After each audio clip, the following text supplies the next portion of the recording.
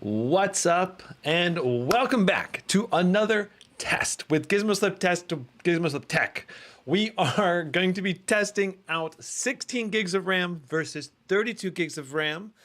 And in the course of my preliminary testing of this, I did discover that the Legion Pro 7i may have been underperforming by a little bit in my last test versus the Legion 9i versus this Pro 7i. Now, for that reason, I feel like we need to retest all of the games on 16 gigs of RAM, and then do an updated comparison with the Legion 9i with the new performance, and then also we're gonna, after we redo the test, we're gonna do all of the tests right here one more time, and we're gonna see the new numbers. Once we get done with that, we're going to pull those new numbers in and do a side-by-side comparison with the 32 gig sticks that we have here. So I've got a pair of SK Hynix DDR5-5600 CL46 RAM. Yeah, it should be pretty comparable to what Samsung is shipping their, or what Lenovo is shipping their laptops with. If you get if you get the 32 gig total kit. And yeah, I'm not sure what brand they're actually using in the Pro 7i out of the box. So part of the interest of this test is going to be which RAM kit exactly is being used in the Pro 7i if you're getting the 16 gig RAM kit. And yeah, so we've got a lot of testing to do, but before we continue, I would like to just do the 16 gig versus 32 gig overview. Generally speaking, in my opinion, the vast majority of laptops and the vast majority of games still only need 16 gigs of RAM. And to the best of my knowledge, I'm not expecting to see a big performance uplift upgrading to 32 gigs of RAM unless the game really needs it, because it needs a lot. For example, if the game has a lot of game assets, lots of NPCs, complex things going on in the background that the RAM is being utilized for, then having 32 gigs of RAM can boost performance. For example, Hogwarts usually allocates at least 22 to 24 gigs of RAM. So that said, the game still runs pretty well on 16 gigs, but that is one game where I think we may see a performance improvement going to 32. But the other games that don't actually allocate the full amount of even up to 16 gigs, I don't think we're going to see an improvement, but we might today. And that's kind of the question that is on my mind. I'm just not entirely sure what's going to happen. I literally am not sure with the current DDR5 5600 RAM that we have. Is 32 gig an actual performance boost just straight up over 16 gigs? Or if the game doesn't really need, if it doesn't really need more than 16, is it going to be the exact same performance? And the idea of 32 gigs maybe being faster is that the RAM capacity, 32 gigs versus 16 gigs, the RAM is just more dense, making the per transfer of each mega transfer potentially more efficient, is the idea of why it might boost performance going to 32 gigs. But we'll have to see. So essentially, what is RAM capacity? Usually RAM is used for temporary, holding important temporary game details or application details that need to be quickly accessed by the CPU and the GPU in order to render whatever is being rendered in the game engine or whatever assets. And generally speaking, the faster the RAM that you have, the more accessible those game engine assets will be to be able to improve your frame rate, improve 1% lows. If the RAM is lagging behind, for example, your 1% lows might struggle more, or you might end up with big stutters, especially if you don't have enough RAM. Like if the game truly needs 24 gigs of RAM and you only have 16, you might end up with big stutters as the game engine basically can only put so much stuff into the RAM buffer, basically the fast RAM buffer. They have to pull it off the SSD and put it into the RAM in order to access and render the video game. So essentially, it's very important to have at least enough to have all the core game assets from the engine or whatever application you're running active in the RAM, if possible. That's how you get the best possible performance. So that's the brief overview. We're going to go ahead and get started with our initial tests. And I already went ahead. And so this is still the stock 16 gigs DDR5-5600 RAM that that comes with the laptop. Let me go and put the text up here.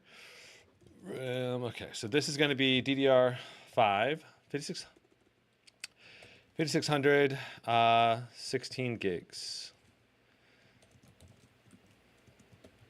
stock, and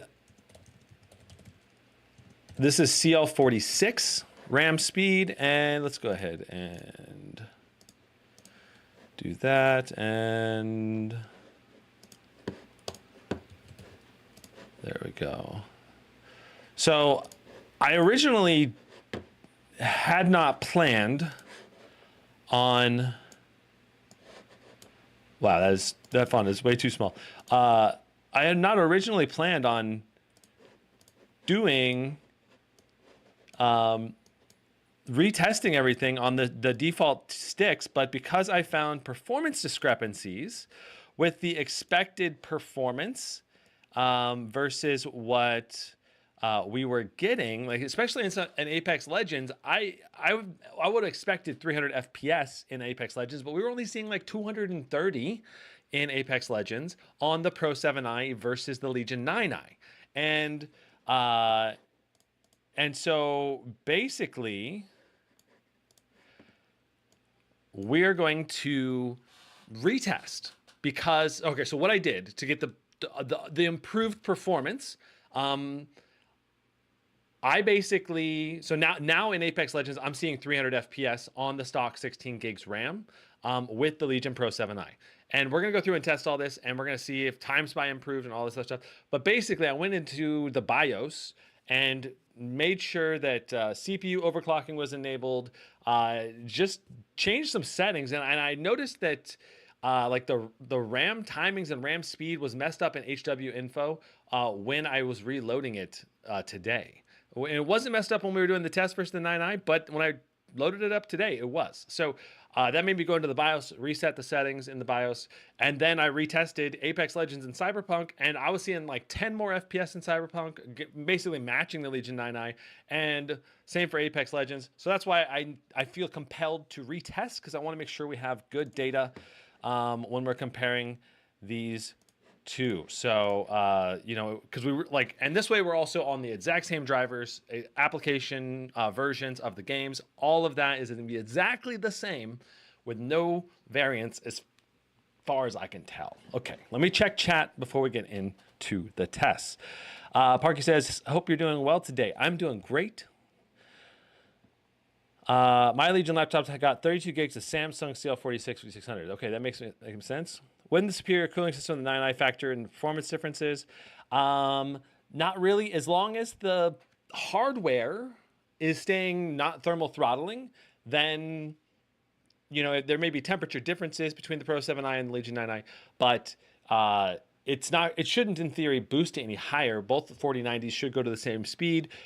The problem, the main difference is really just the hardware specifications on the Legion 9 are actually just better, not because of the thermals. Parky says, after this test or even before this test, would you recommend higher than 32 gigs of RAM for gaming and video editing, or is 32 gig enough? Usually 32 gig is enough. I've not seen any games even allocate more than 32 gigs before. And just because a game is allocating, say 24, 25 gigs, doesn't mean it's actually utilizing all of that space in the RAM. So that's one of the important things to keep in mind. It definitely takes, you gotta, what am I trying to say? I see a super chat and ABC $50 super chat. That's, thank you so much. Thank you so much. You really distracted me. Yeah, so for video editing, I'm just gonna try to answer your question real quick, Parky, and then move on to the super chat. Video editing, 32 gigs may not be enough depending on how big of a project file. Are you editing a full movie with hundreds of layers and effects? It's gonna depend. And which applications are you running? After Effects, Premiere? and Photoshop all at the same time, then you might want to go 64 gigs or whatever. You know, it's just going to depend on how many applications you're going to run at the same time. Obviously, the more applications you run at the same time, the more RAM capacity you'll want. Okay, and ABC says, can I pay you to email me on the things I should do to my gaming desktop? I have a Legion Tower 7i Gen 8 Intel RTX 4090. I'm new to all this, but I'd like to max out my performance. I mean, you can just email me. It's fine, man. That's perfectly fine. Yeah. But thank you so much for the $50 tip. I really appreciate that. Max Green says, what RAM speed can the ROG Strix G18 series have? By default, it's DDR5-4800. I do not have the G18 anymore, so I can't test it or anything. But I heard from users that Asus had unlocked it, so you could at least go to full DDR5-5600. I don't know if any XMP profiles are enabled on it. I did ask Asus to unlock XMP profiles for 2024 laptops if they can. It was a suggestion that I gave them. So, Carl says, channels at 5200 megatransfers. I think you're saying for 64 gig sticks, yeah, your speed, your megatransfer speed goes down because the increased capacity, you can't run it as fast. Sweet. Let's get into our retesting to make sure all of our things are correct and good. So this is going to be 16 gigs DDR5 5600 stock RAM, probably Samsung brand RAM. I do not know though, because I didn't, in the unboxing video, I actually did not take it apart and take a look at the actual RAM. So to start off with, we're just going to do 5 Cinbench R23 runs.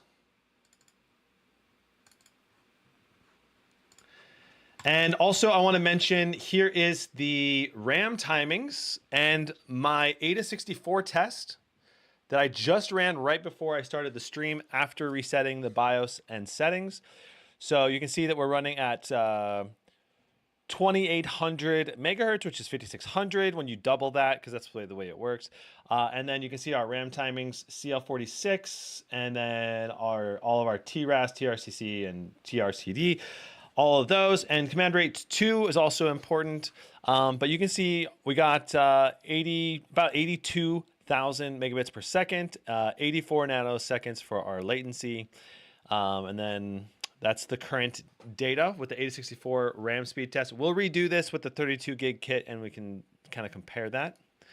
Okay, so let's go ahead and run Cinbench R23 in 5. We're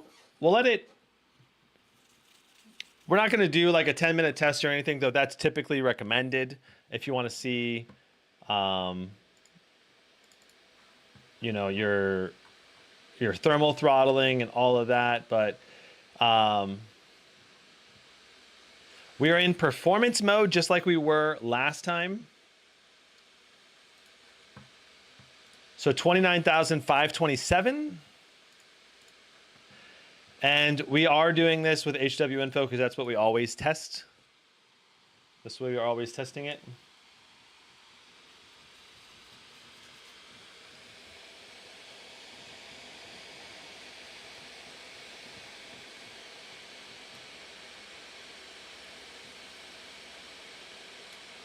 So right now our CPU package power is pulling 171 watts of power, 29,870. You can see that we have no undervolting being applied at all. So we have no undervolt, stock settings. We're still hitting 173 watts on the CPU, which is really good. And our temps are still, well, we did bounce off thermal throttling at least once, maybe while the fans are ramping up, but right now we're not thermal throttling. We're at 83 on the package and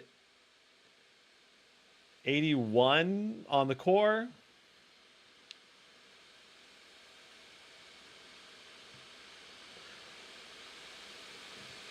So now it has dropped us down to 129 watts of power to the CPU.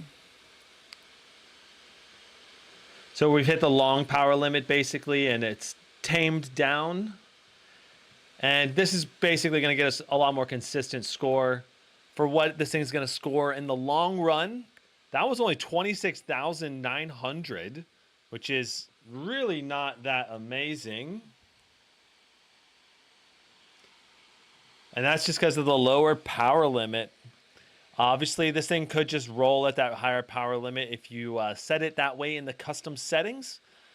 So much higher performance and higher consistent performance is pretty easily achievable on the Legion Pro 7i if you just use the Lenovo Vantage software or something else. So we got 27,567 after I think it was 6 runs. So we'll just let that be our score for now, 27,500. So 27.5. I don't honestly think Cinbench R23 is a very relevant thing in our test. I'm really want to focus more on the gaming tests. So we're going to start with, we're going to do Timespy next, then Apex Legends, and we're going to go down our game list. So,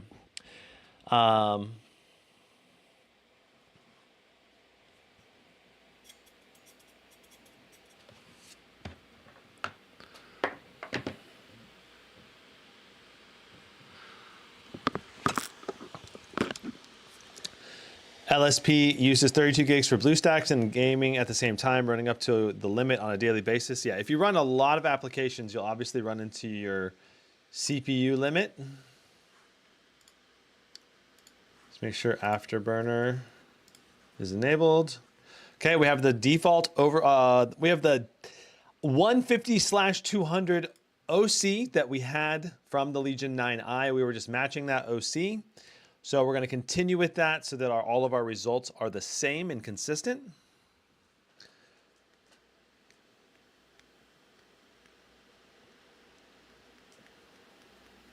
What's up, Ice? Paul says, mine is Samsung as well, Pro 7i, 32 gig part. Okay, gotcha. Well, then it probably is Samsung in this system as well, most likely. But the thing is, RAM, manufacturers do switch out what RAM they sell with their laptops sometimes throughout the year, depending on vendor availability. So even if this one comes with Samsung, doesn't mean you're guaranteed to get Samsung in the future. Okay, so we are in performance mode with the GPU overclock. Right now, things are looking great. We've got 175 watts on that GPU, 52 watts on the CPU. I'm just gonna move this up just a little bit. There we go. Yeah, this is exactly what you would expect from a well-tuned performance system right now. So this is good. You're getting the A15 from Best Buy. Do you know if it's going to go $899 during Black Friday? 4070 probably won't go down to 900. It will probably go down to 1,000, I think. Probably 1,000 at the low end, maybe. Probably 1,000 to 1,100 for the 4070s, like the budget 4070s. Depends on what CPU, GPU, RAM speed, and all that Asus A15 has too. Because, yeah, but I'm expecting the 4050s to probably go down to like 650, 700. The 4060s probably to go down to like 800 to 900, and the 4070s to be at like 1,000. So again, things are looking pretty dang good. 175 watts, hitting that pretty often. 100% GPU utilization. Notice that Timespy here is only using 7.7 gigs of RAM capacity, so not even close to our 16 gig cap, which again, I don't expect we'll see much difference in performance with Timespy, but we might. We will see.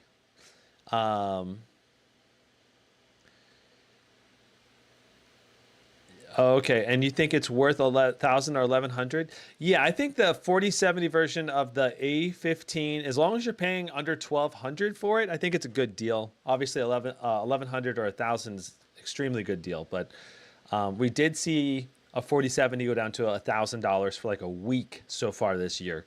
That's the best sale we've seen. And that was the Asus TUF F15.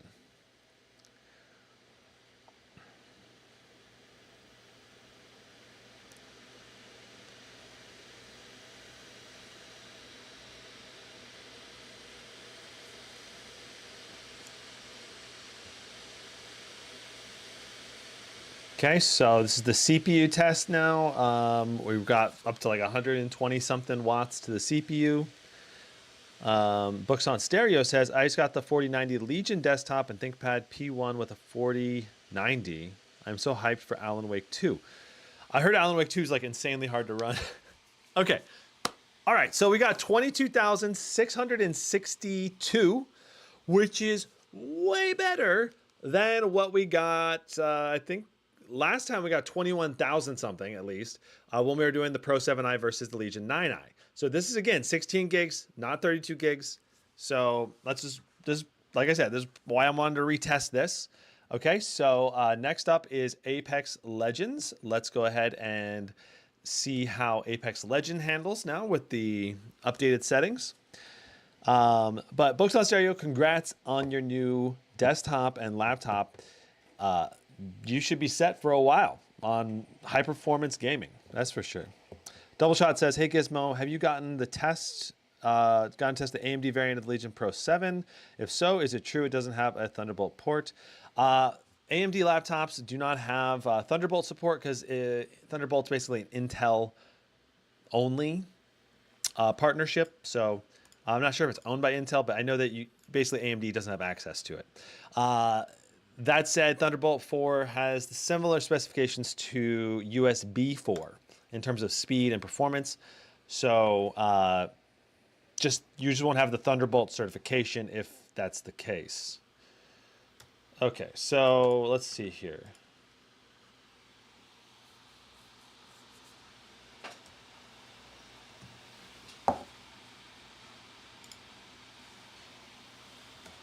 All right, there we go. Okay, so you can see that we were getting before, when we did the test before, we're only doing 220 FPS or so in right here in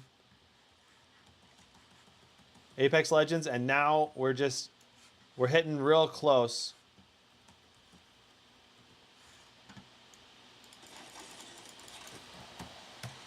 Okay, so I just reset the FPS counter up there.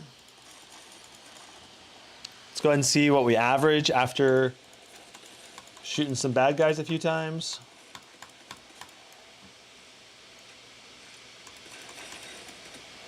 So you can see we're doing 294 consistently, which is what I was, I would expect this type of processor and GPU to be able to do, which is so much better than what we had before, right? So very nice.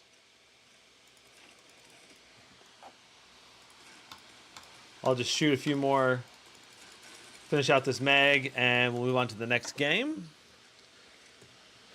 So that's one game that really helped. I mean, that was one of the biggest outliers in the previous test versus the Legion 9i. It just, for some reason, the Pro 7i was chugging that day. Like it had like a 60 FPS decrease basically compared to what we just tested. So super weird.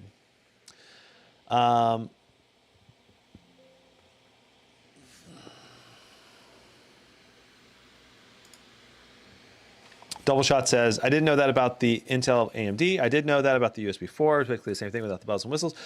So I'm looking at the Pro 7 or the Pro 7i with a 4080. Either variant should suffice. I mean, I would expect both to be a very good laptop. It's just going to be hard to know which laptop's going to perform a little bit better than the other one. Basically, certain games utilize Ryzen CPUs better than Intel, and Intel CPUs better than Ryzen. So that's probably going to be the main performance variance is game engine optimization between those. That said, in my own testing, I initially found the i9 13900HX to be a little faster than the Ryzen 9 7945HX, but other testers have found the Ryzen to be faster. So I know Jared's Tech did tested a bunch of games, and he found that the Ryzen outperformed the i9 by a little bit. So I think it was like 8% or a little, it depends on the resolution and everything, but it wasn't a huge margin of difference, right? So, and I wouldn't expect great battery life on either of those CPUs because they're both really high power, high core count CPUs, which kind of takes a higher base level of wattage to keep the laptop running. So that said, probably the Ryzen CPU should have a little better battery life. Okay, so looks like we've got an event from Warzone. I hope that doesn't mess with our testing ability. But we are... Wow, it's like 8 pop-ups just to get to the start button. Okay. Full screen exclusive, 2560 by 1600. Minimum DLSS on quality. That's correct. Let's get into a match. Well, either way, the test that we're going to be doing today will be, you know, we're basically going to be testing it out right now, and then in like an hour we'll be redoing the test when we swap the RAM out, and then we'll be comparing the results. So, okay, checking chat here. Mike says, "Good afternoon, Brandon. Is there a way to pull the i9 6400 memory out and put it into the Pro 7i and test the differences?" That would be interesting. I would expect the performance to be pretty similar if you were to do that. Yeah, like if a game is not very RAM sensitive, I wouldn't expect the performance to improve much at all. I think that the tricky part about moving the RAM from the Legion 9i to the Pro 7i is I'm not sure if the Pro 7i BIOS is going to have the same XMP profile settings in there to be able to actually run it at 6400 or not. It might try to just run it at 5600 without any option to change it, but I would hope Lenovo has the BIOS set up on both the Pro 7i and the Legion 9i to where you can just change the XMP profile and run it to 6400. I know some users did get a Pro 7i running at 6400 on the Legion Discord, so it's a possibility to do it. At least. Would you recommend ROG Gaming Handheld as main PC, and can it run Hogwarts Legacy? Yeah, it can run Hogwarts Legacy, but it's not great performance in Hogwarts Legacy. It's kind of stuttery. The ROG Ally, which I have mine right here, I've done a lot of testing on it. Be sure to check out the full live streams of the Asus ROG Ally if you're curious about its performance. But, I mean, for 1080p gaming, this thing's like not nearly as powerful as a gaming laptop. Let me just put it that way. It's about, I don't know, half or a third as powerful as an RTX 4050, but it's a handheld. So, you know, plenty of legacy titles will be able to run at really good settings and just have a really great gaming experience. The problem is the newer games may just absolutely and totally chug on it. And the only way you might be able to play some of the newer games is basically through cloud streaming services when you have really good internet. So I would say that this thing is going to be a good enough general computer if you use a dock or a Thunderbolt, or not a Thunderbolt, but a USB-C dock basically with it, with external like 1080p display, keyboard, mouse. I think most people who are okay with playing on low and medium settings are going to be pretty happy with it. But if you're the kind of person that wants high FPS gaming on ultra settings or even on medium high settings, it's just not powerful enough to provide more of a full desktop replacement, you know, where a gaming laptop, even the RTX 4050 gaming laptop, if you're just using a 1080p external monitor, I mean, it can pretty much crank through all games, almost all games, except the most unoptimized games. Those are the only ones that an RTX 4050 can't play fairly well at 1080p. Obviously, QHD gaming is where you're going to want to consider jumping up to a more powerful system if you want to do high FPS gaming on ultra settings. So there's just a lot of variability out there. Okay, so okay. We're going to do the murder. We're gonna get murdered. No, we murdered.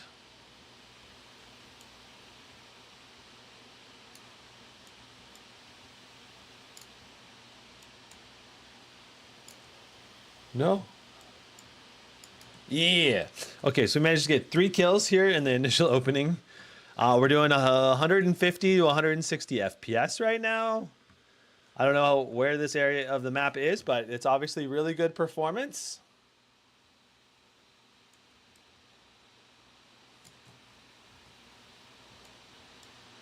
Wow, we're doing so much murder. This is great.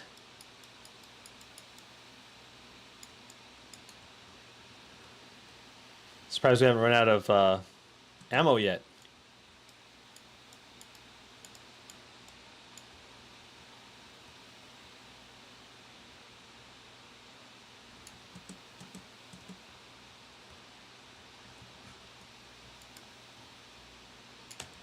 Surprise! 140 FPS now. Game's playing great. It's only utilizing 13 gigs of RAM right now. Let's go ahead. Let's see here. Sweet. We are on the correct map. This is good. Checking here, checking here. What performance tier desktop would you consider to be worthy of upgrading from a 3070 laptop?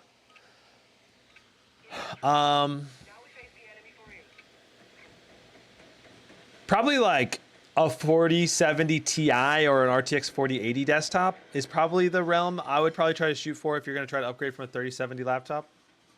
Because that's going to be like close to double the performance.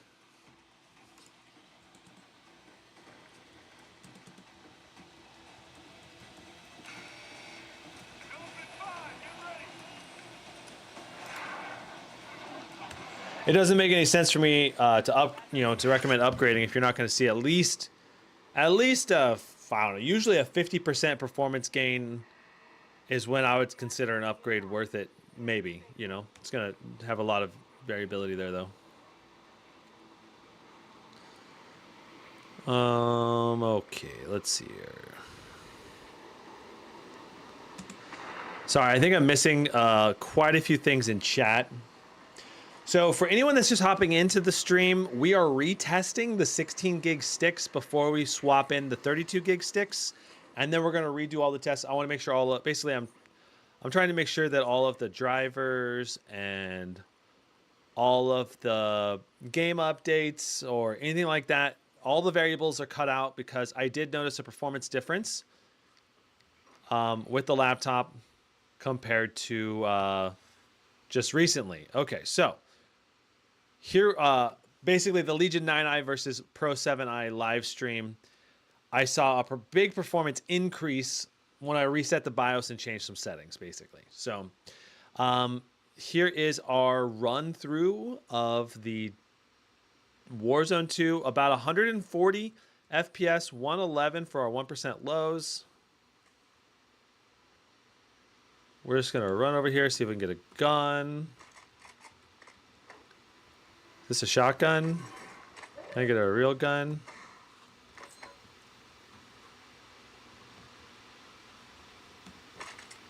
Okay.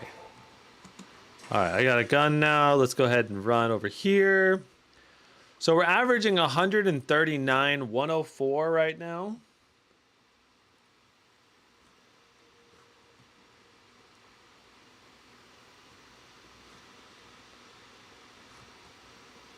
And yeah. So that's our performance in Warzone 2 on 16 gigs of RAM. You can see we're not quite maxing out our RAM at 14, but getting pretty close, at least in terms of RAM allocation.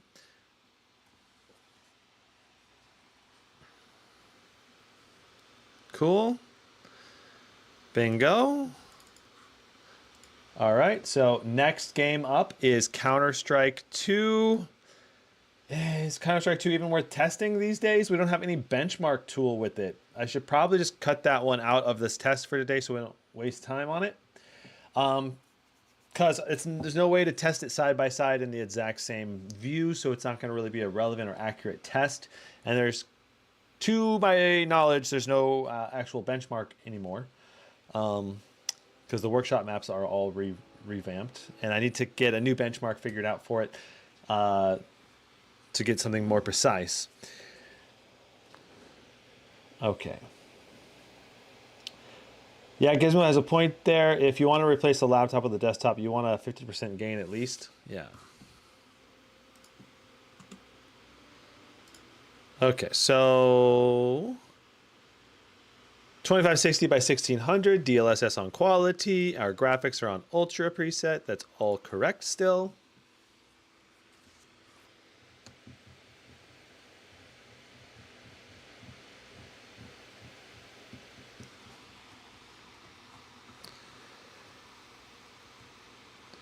For sure, right now, if you're in the market, I'd probably recommend well,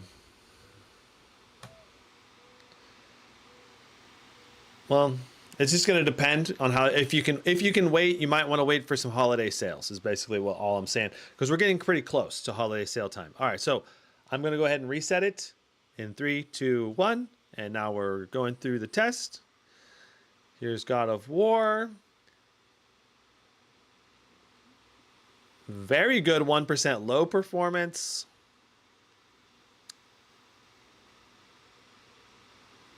What did you find? Well, now 1% low performance is not as good. That's for sure. Kind of tanked a little bit. Okay. So we ended up getting 124.47. Obviously very good. So let's see here. You know what we can do? You know what we can do? I know what we can do. We can redo the comparison. Okay, so hold on. Bear with me. I am pulling this up. All right, so this is the old test. So God of War.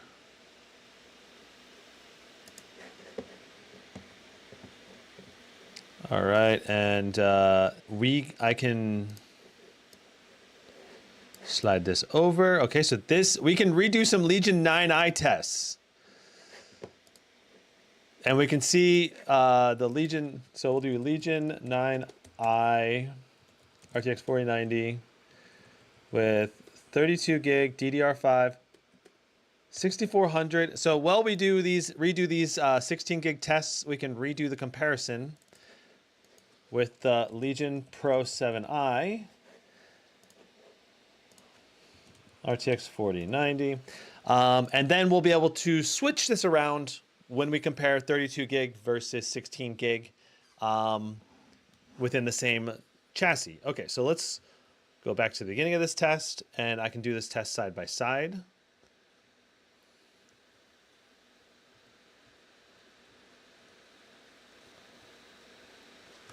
Okay, so looks like I need to also pull this down a little bit.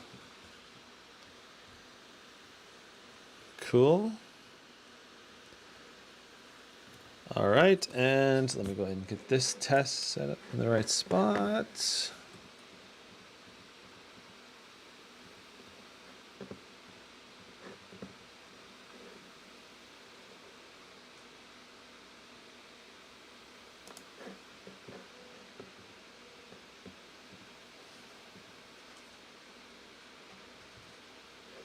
Okay. All right, so the Legion 9i will be on that side. Pro 7i that we're just testing live right now. We're retesting it to compare performance a little bit better. It'll be on the left side. Okay, cool. All right, that looks good. Let's go ahead and I guess that's also a typo. Better fix the typo really quick. There we go. There we go. Okay. All right. So, very nice. Suppose I could also do this. Make me a little bigger, whatever. Okay.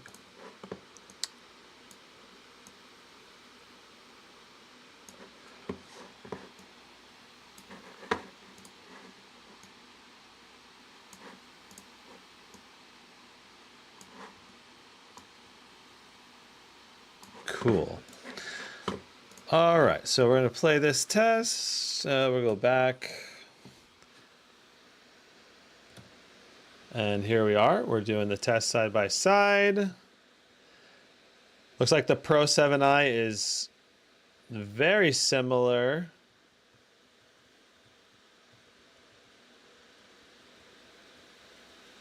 The Pro 7i is actually putting a little higher FPS.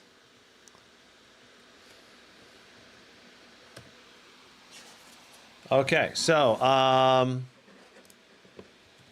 looking at the performance difference, the Pro 7i did 125, 79 for a 1% low, and the Legion 9 did 122, 39 for a 1% low. So the Pro 7i actually wins with this retest. And just for clarity's sake, this is the old result with the Pro 7i. It got 108 on the last time I did this. This is a huge performance bump, and all I did is go into the BIOS and reset the settings, and yeah. And now we're getting much better performance from the Pro 7i. So the Pro 7i had some kind of bug going on with it. Way better performance now. Okay, so next game that we're going to test is Cyberpunk 2077. So let's go ahead and so that's pretty interesting, I think. The RAM obviously not making basically any difference there. And if the Pro 7i wins some of these game tests, I think it's mainly winning it because basically because it probably because the CPU has a higher power limit and it can just push more frames with the higher CPU power limit. And the CPU power limit may matter more than RAM speed in a lot of these games because CPU clock speed definitely impacts game performance just as much, if not more, than RAM speed. So, so we're getting set up for the next test here. Got to get this repositioned.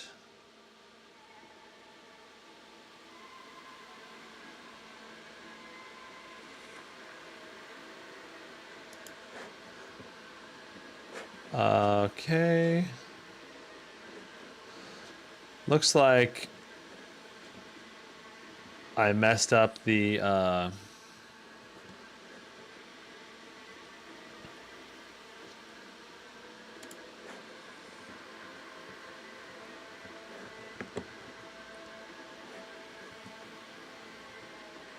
looks like I messed up the camera placement in the initial run through, unfortunately.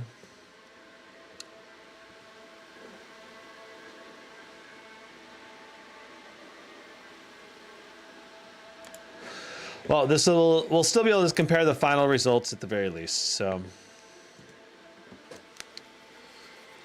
all right. So this is me setting up the Pro 7i right now, making sure that we're in the right settings. Ray tracing ultra, texture on high, frame generation enabled, DLSS on quality. It's really annoying. It keeps setting DLSS super resolution to auto every time I load the game back up again. Okay, so we have the Pro 7i on the left. The Legion 9i will be on that side. We're about to start this.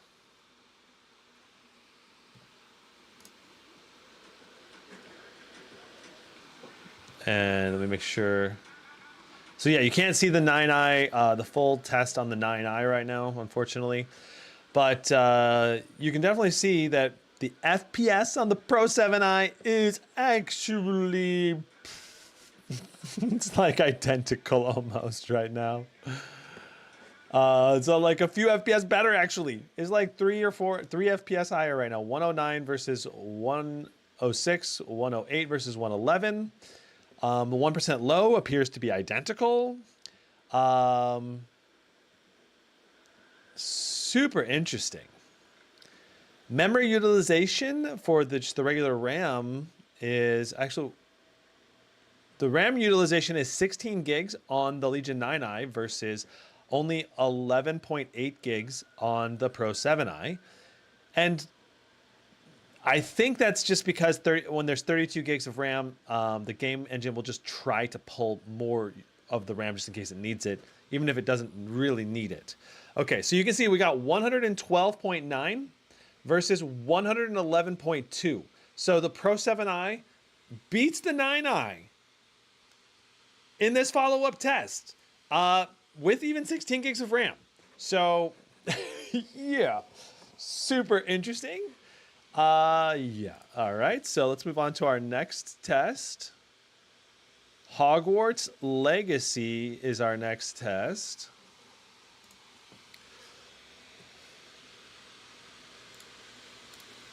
Let me pull up chat real quick too.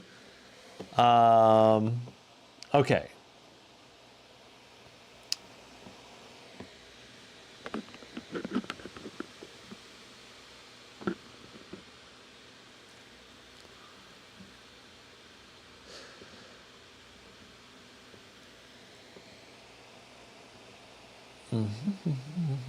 Max Screen says, is it worth getting the SCARS Series 4090 instead of the Strix G18 4080 if the SCARS is G16 or G18 better for gaming? That's a tough call. I think the value play is obviously the 4080 in that scenario. It's you know, a 4080 is only going to be like 10 to 15% slower than a 4090.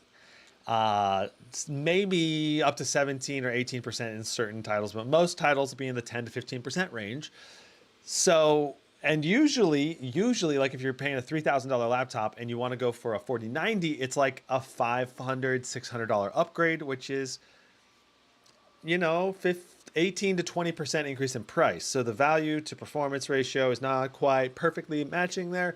So usually the 4080 is the better route to go. But if you go with the 4090, it's probably less likely that you will have to, you know, upgrade again in the future anytime soon. So that's also really, really nice. Okay. Here we are. We're in Hogsmeade. Let's go ahead and make sure that our side-by-side is ready here now.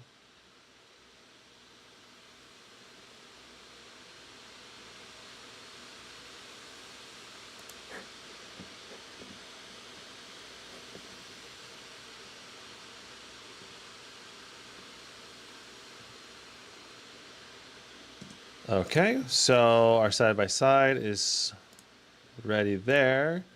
Let me make sure that our thing here is good. Let's just double check our settings.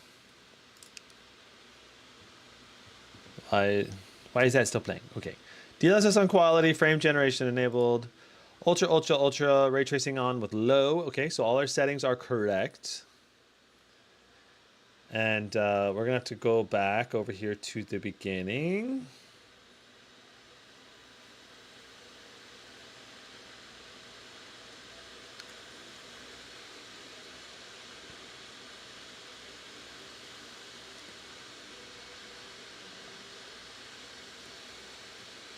Okay, cool.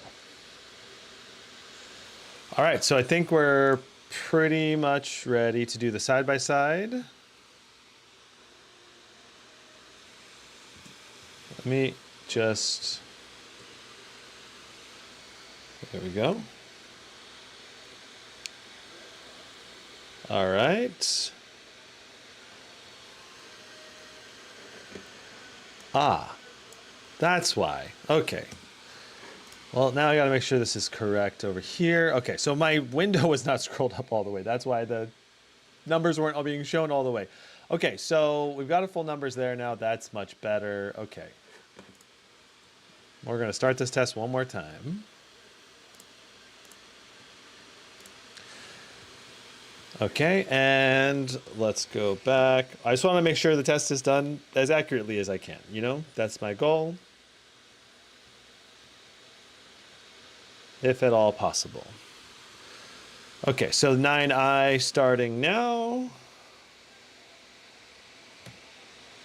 All right, so we're walking. Timing's looking good. Performance is looking a little bit better on the 9i.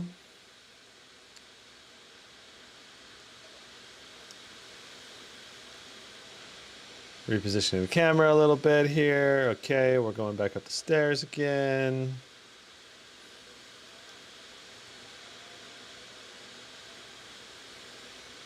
Got a little to the left, look to the right. Okay, there we go. All right, and now we're going forward again. Okay. So, there in that test, just now, Pro 7i 16 gigs, DDR5-5600 versus DDR32 gig, 108 versus 105.33. So better 1% low in the Legion 9i and slightly better FPS at the same time. Also notice that the 9i had lower CPU wattage than the Pro 7i, while putting out better FPS. So that's good. Hogwarts, very likely to be memory sensitive. Also, notice that we have 25 gigs allotted in Hogwarts Legacy in the Legion 9i, right? This is 25 gigs here, and we only have 13.7 gigs in the 16 gig RAM. So obviously it wants more RAM. That could definitely be causing 1% low performance problems, maybe. And when we swap out the RAM, we will see how much performance gain we have, if any at all. But this performance test is at least a lot closer, because if I show you the original test, the Pro 7i last time only got 94.35. So we got 11 more FPS today when I retested it.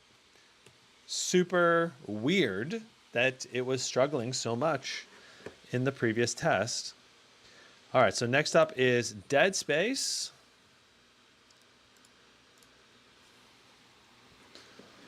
So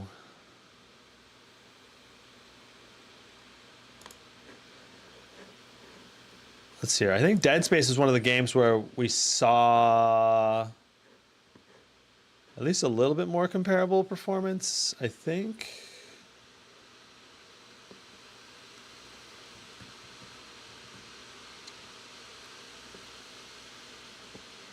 So we're getting this set up to be correct.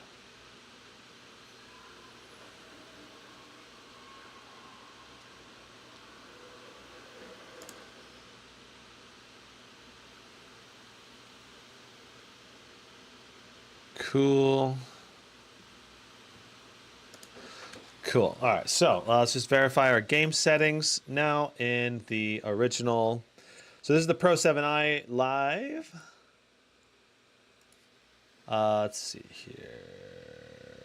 DLSS on quality, ultra, and our video options correct. I mean, it should be correct already, because, you know, nothing was really different. Okay, so let's go ahead and back out now. And we'll see what we get now. Wow, our 1% low performance is doing pretty good. 60 in Dead Space is very good for 1% low.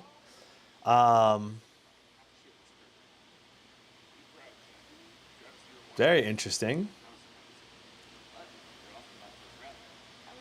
Tweak says, I picked up the Zephyrus G16 for $10.99 on 24-hour sale at Best Buy. Did I get a good deal?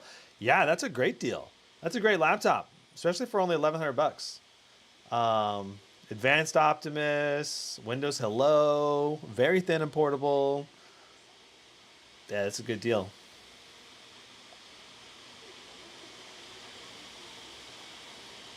Okay, wow, things are looking really good right now, performance-wise, on the Pro 7i.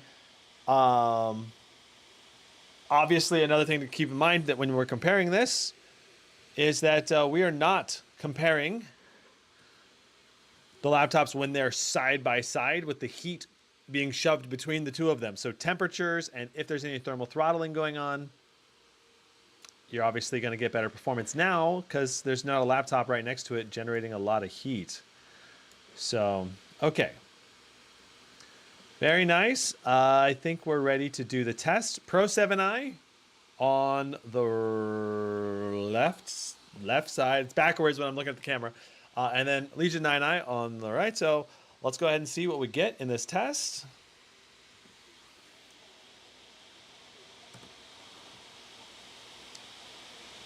Wow, it's very close.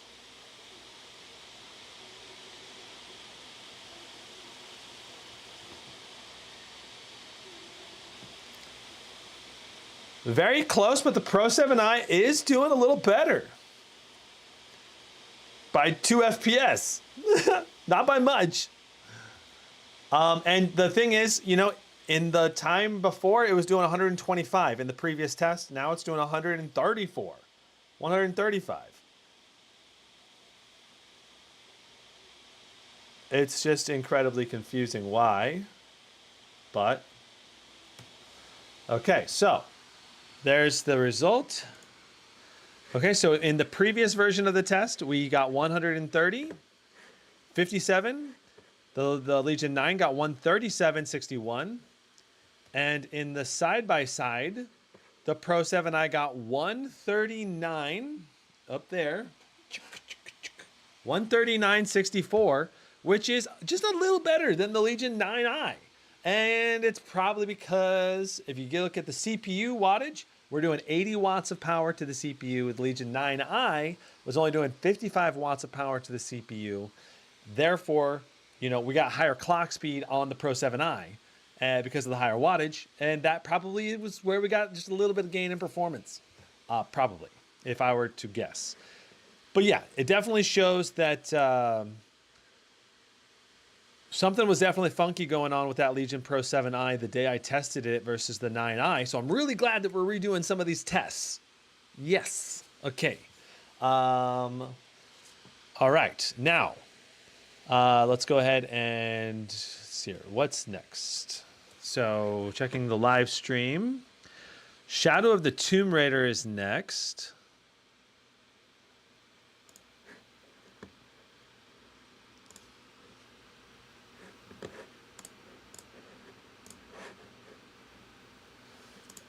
Okay.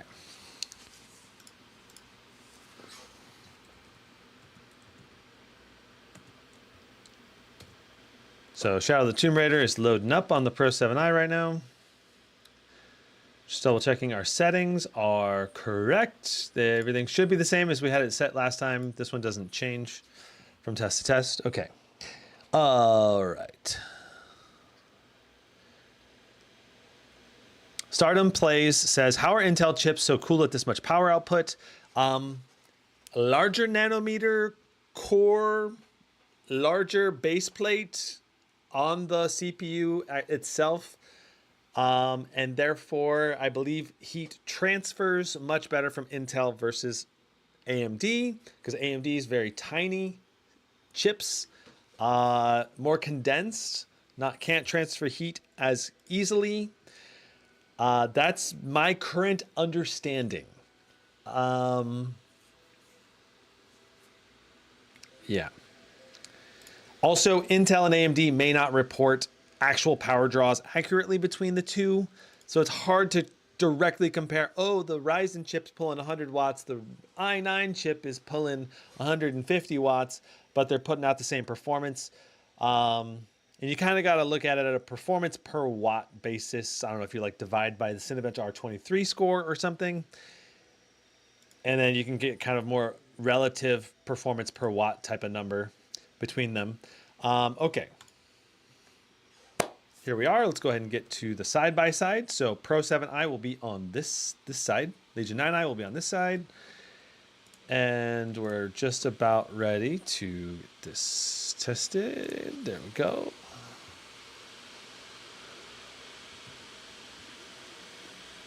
All right, so things are looking pretty dang comparable, though the 1% lows are a little better on the Pro 7i. CPU wattage is only a little bit higher in Shadow of the Tomb Raider on the Pro 7i, so CPU wattage not maybe playing as big a factor in this game as a game like Dead Space that wants to just pull 130 watts of power to the CPU if possible.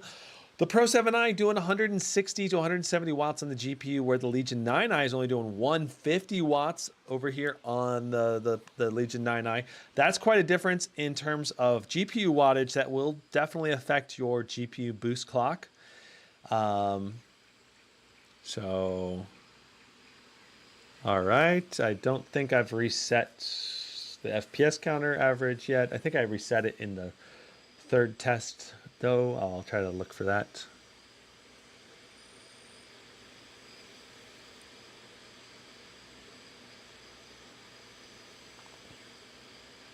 So things performance-wise, it looks like almost identical. Like both are doing like 145 to 150 at like the same time space. Very interesting. Temps are also pretty dang comparable, only a few degrees difference between the two, which is pretty amazing because the Legion 9i was right next to the Pro 7i during this test, and right now this Pro 7i is not that way. So I just reset the FPS counter, which is what I did on the other one too. So okay, so let's see here.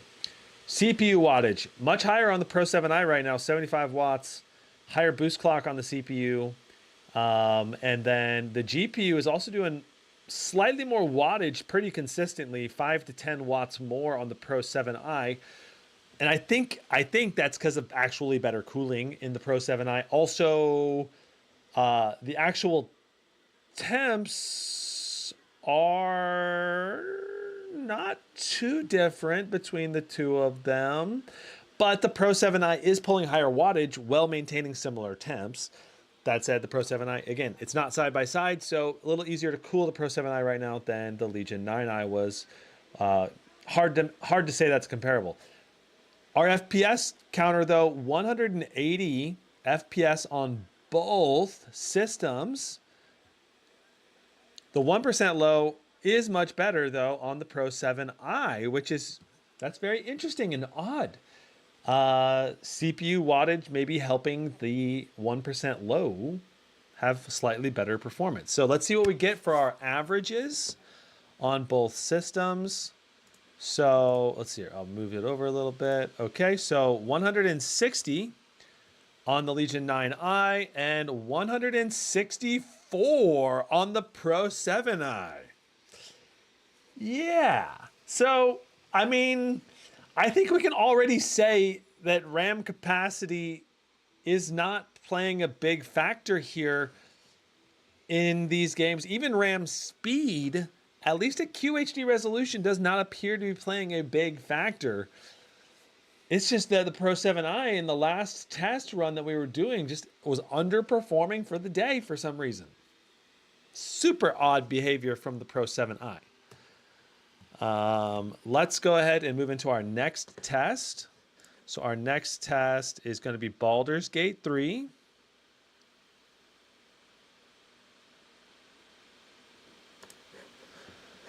I need to figure out which save I used. Let's see here. So the tricky part with Baldur's Gate 3 is that I did play some more Baldur's Gate 3, so the saves might be switched around a little bit. Let's see here.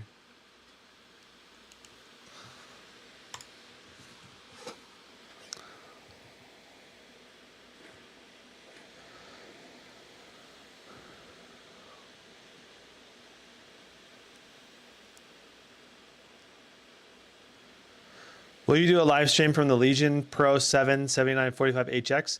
I'd really like to, Exotic. We'll see if I can get around to it. I just ordered the Alienware M18 with the Radeon 7900M. So that is, I think, going to be my priority right now.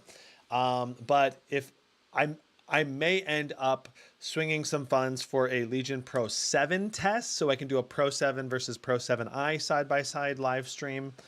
I think that would be really awesome. Okay, so I believe that's the save.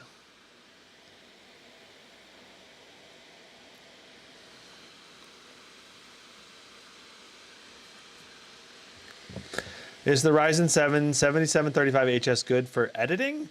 I mean, it'll be a decent, good editing CPU, yeah. 8 core, 16 thread, you know. So, okay, so let's just double check our video settings. 2560 by 1600, DLSS on quality, and it should be the Ultra preset is what we had it set to. I believe that's all still correct, exactly the way it was. All right, and now let's go ahead and get the other stream pulled up here. So here we are. Legion 9i is on that side. Pro 7i is over here. And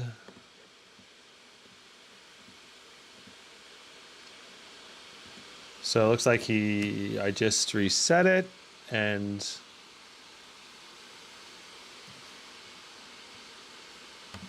there we go. Okay, so 1% low performance. Maybe looking a little better right now on the Pro 7i. Certainly better than it was looking. It was quite a bit worse.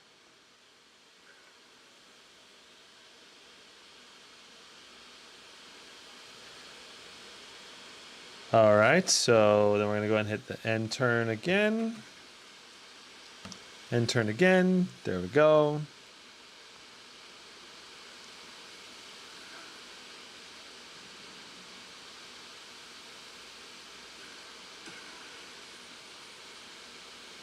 Okay, so let's just go ahead and pause this. Oh, I just reset the FPS instead of pausing it. Okay, so yeah, this number is not accurate anymore. Let me just. Okay, so I got to check the live stream to see the actual number. So looks like we were doing. Let me go ahead and just duplicate this, and let me pull it into this window. This window, yes. It's going to go into here. And then we'll make it big. Oh, well, this is not going to work very well for us right now. Let's see here.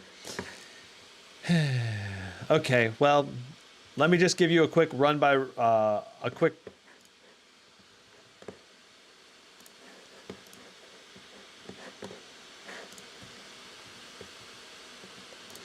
So 1% low performance was much better on the Pro 7i, but the average FPS on the Legion 9i was better by about 6 FPS. So overall, pretty comparable performance, but overall, I would say the Pro 7i wins because it has better 1% low performance at 94. Now, if I show you the previous test, which is right here.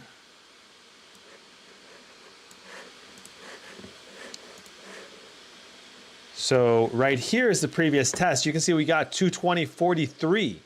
And in this test we just did, we got 90 something, like 96 for our 1% low performance. So Pro 7i, very comparable performance to the 9i. 9i slightly better average. The average FPS is actually very similar now. I mean, yeah, pretty interesting overall result, but I would say the Pro 7i wins because it just has better 1% low performance in the side-by-side. Okay, so next up is Starfield.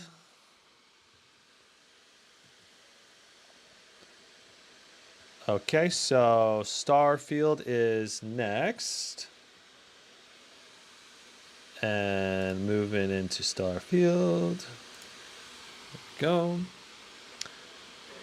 Let's go ahead and get this positioned correctly.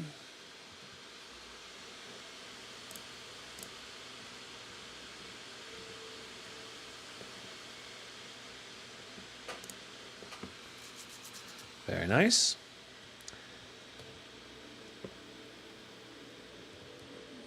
Okay, checking chat.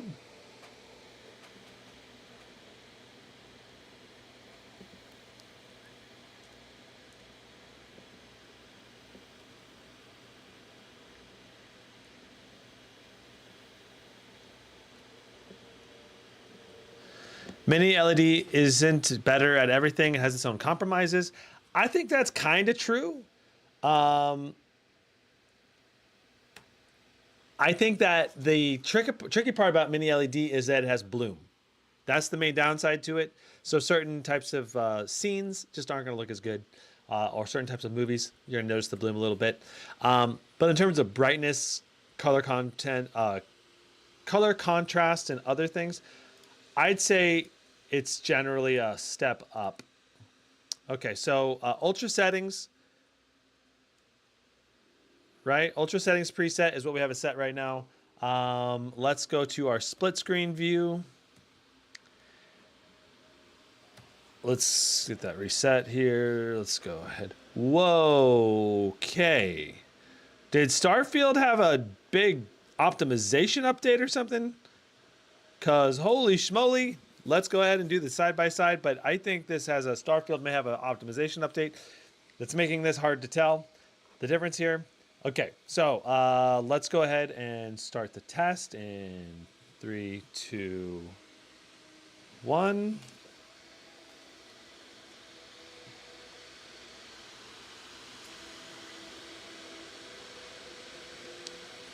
We're getting 10 FPS more here.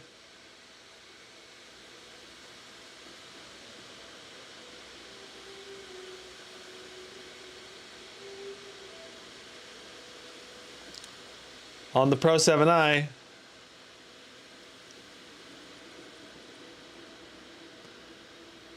Okay, now only 5 FPS more. But it's like a 10 FPS gain compared to the previous Pro 7i test. That's the kind of crazy thing to me.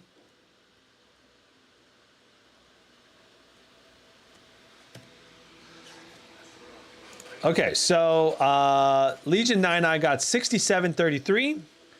We got 7340 in this test. So the Pro 7i beating the 9i. Again, that said, Starfield appears to be running better for some reason. I don't know why. Looking at the CPU wattage, looks like the GPU utilization is better. 149 watts of power on the Pro 7i versus only 137 on the Pro 9 or the Legion 9. And then if I show you the previous result, the Pro 7i, last time I tested it, again, I did almost nothing. I just went to the BIOS,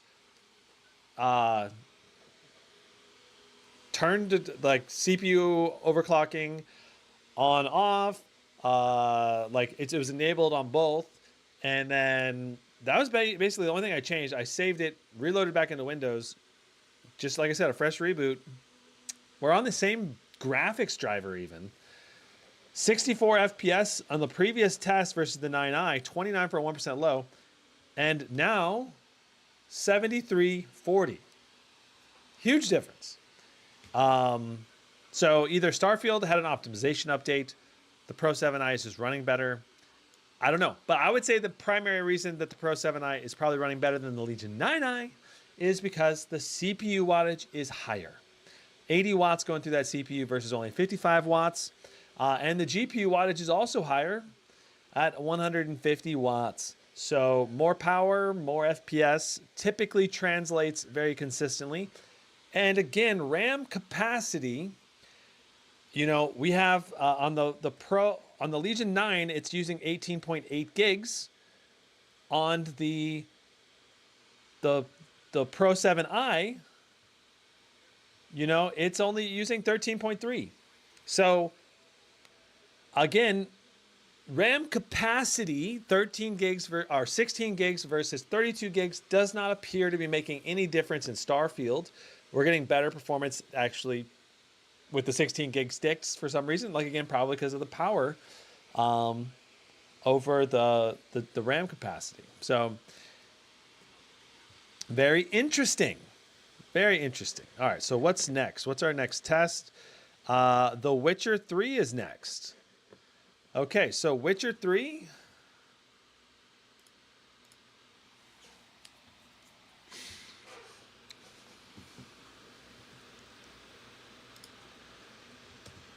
Witcher 3, we should, I think we'll be able to do a pretty good comparison, I think.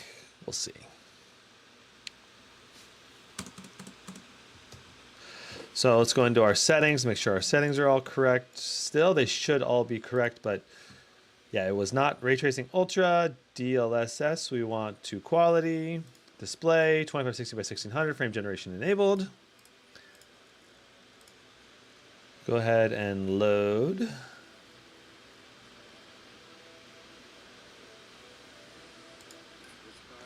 There we go.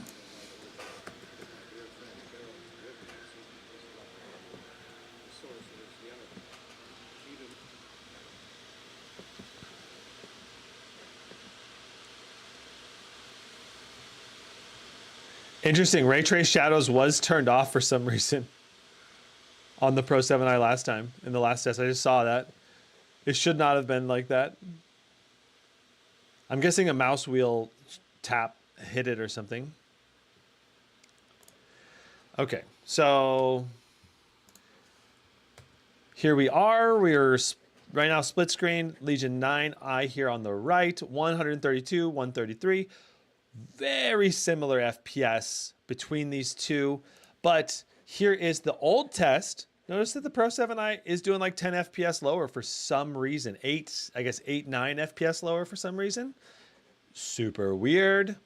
Going back to the split screen now with the new test of the Pro 7i live versus the Legion 9i.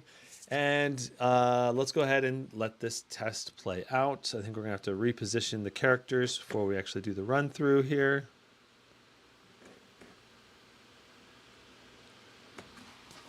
Let's just go ahead and reposition this one.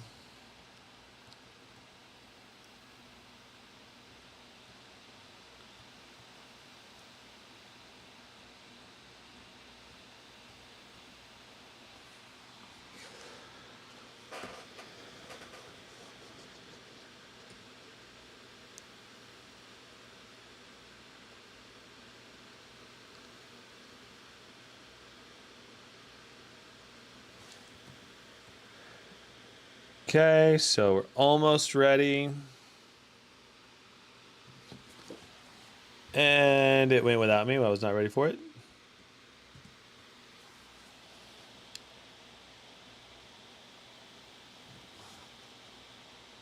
Come on. Yeah, let's go. All right.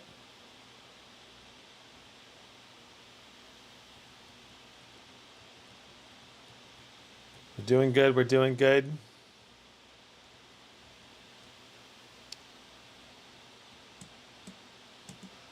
Oh, we almost failed the jump. That would have been bad.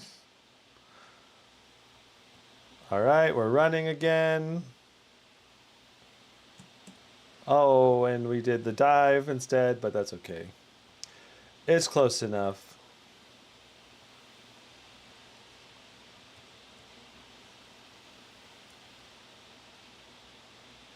So the Pro 7i is actually a little bit behind on performance right now for our average FPS, but not for our 1% lows.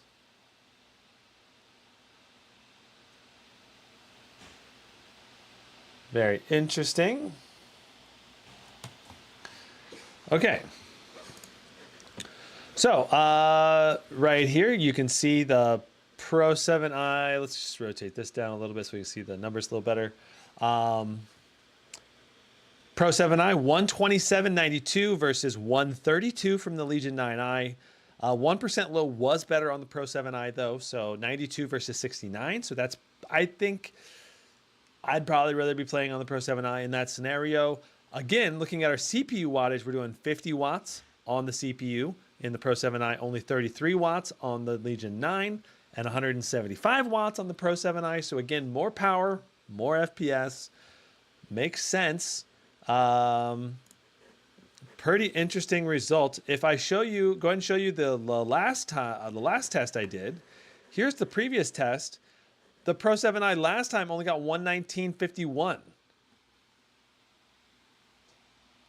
It's performing so much better now for some reason. Again, don't know why, but definitely much better performance right here on the Pro 7i. As far as I know, there's been no BIOS or major driver updates or anything like that.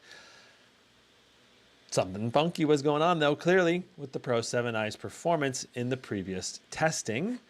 Okay, so that is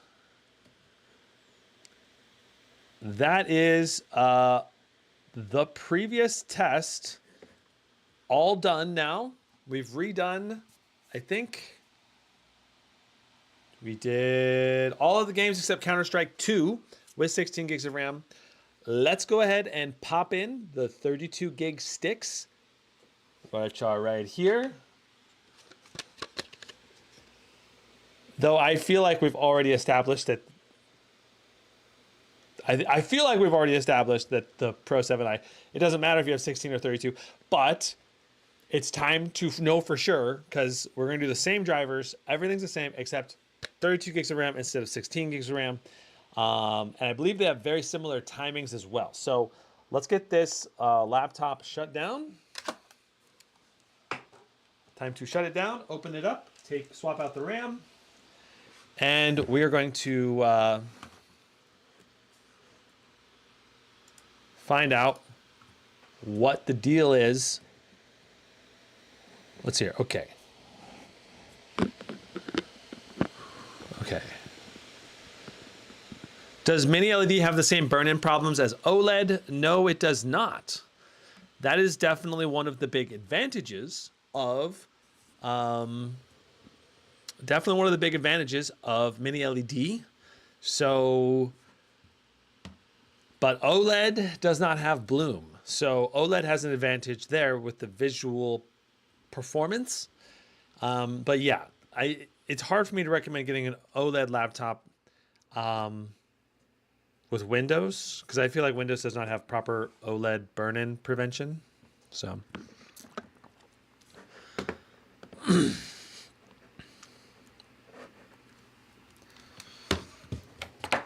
yeah, I would say when you're looking at two bright and colorful displays, a Mini LED and an OLED display are going to look pretty dang comparable in terms of brightness and color saturation. Those things are going to look not too much different. But Mini LED got the bloom effect, but no screen burn-in. And so it's a trade-off for sure between Mini LED and OLED. Okay, grabbing my tools. You have a cool studio? Thanks. Yeah, these nanoleaf lights up behind me are actually freaking out. I need to get them replaced or something because they've not been... They're supposed to be changed multi-colors and everything. But they have not been doing it consistently. And they've been flashing a lot. And when I first got them, they were great. No problems for like the first 5 months or so, and then they started freaking out more and more. And now they barely work. They're just white, and they're not even changing colors on me. So can I recommend the Nanoleaf Lines lights? No. No, I don't think I can recommend the Lines lights. No bueno.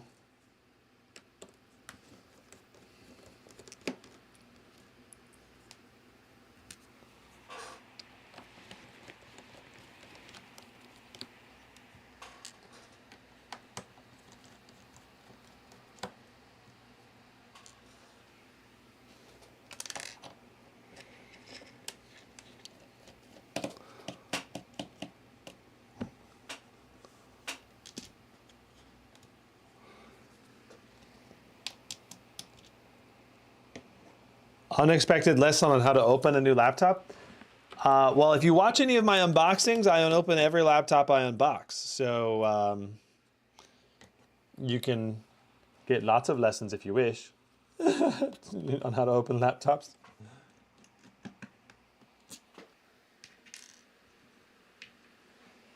But yeah, this is the Pro 7i. Just uses a small Phillips head screwdriver tip, so that's nice and easy.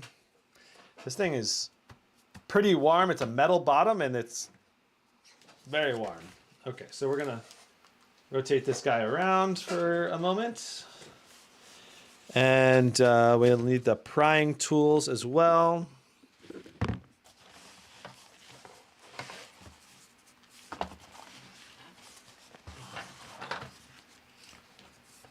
There we go, and there we go. All right, so what's next?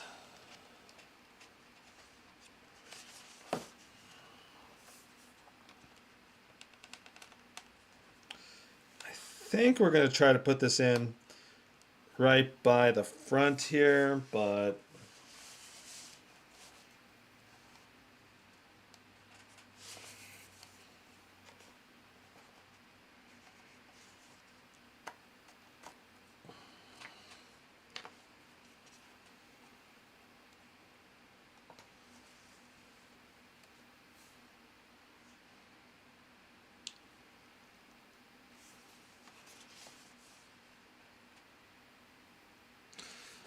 I'm trying to remember exactly where it separates across the whole chassis.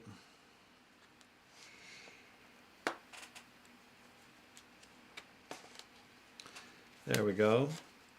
Well, we got the front popped up, so that's like the step number one. Honestly, getting the first notches to pop up for you, usually the most difficult one.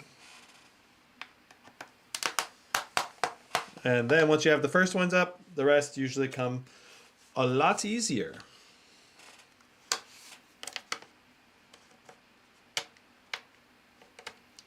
Yeah, so these grill things, they do, these things come off too with the bottom chassis panel. So you got to make sure you take this little grill thing off with it. It does not separate up here like what you would expect on most laptops.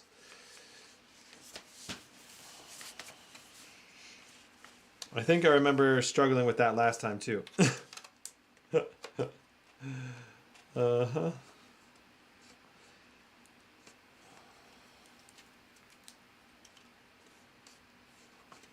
Okay, come on.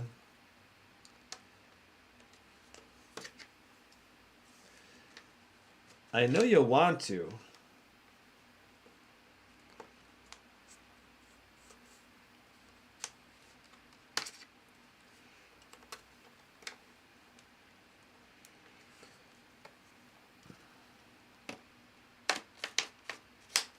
There we go. Yeah, using two pry tools, it does make it a lot easier for certain things, because basically right here, there's a little USB, and this cover needs to come up over the top of that USB thing. You don't want it to get caught behind it. All right, so that's good. Let's keep going around if we can.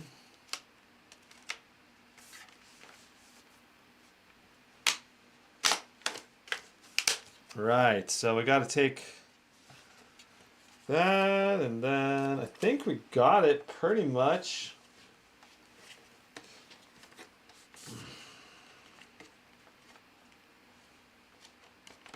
Something's still not coming up. If there's something not coming up, you got to figure out what it is and make sure you didn't forget to take out a screw, because that'll really mess up your day. That will mess up your day.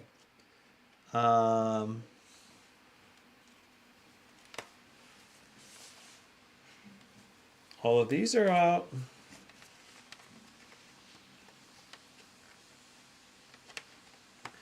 something still appears to be kind of attached.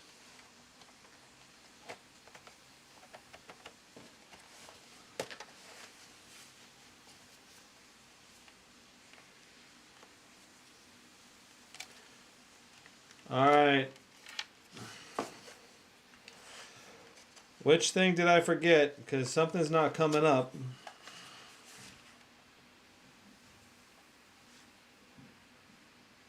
I think I might just need to pull it apart.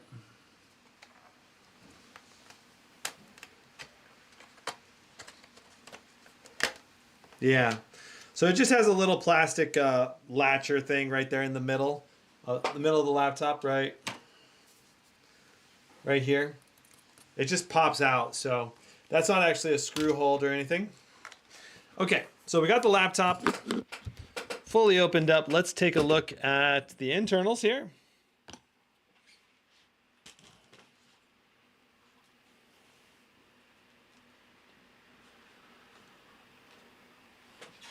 All right, so step 1 is going to be obviously removing the bottom. Step 2 is going to be unplugging the battery.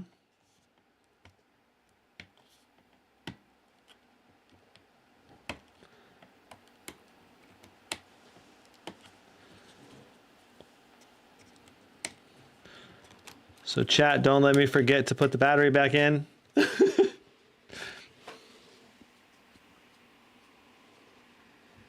All right, let's see. So battery is disconnected right now. Just squeezing a little bit on the sides of this RAM casing cover. There it goes. All right, and there we go.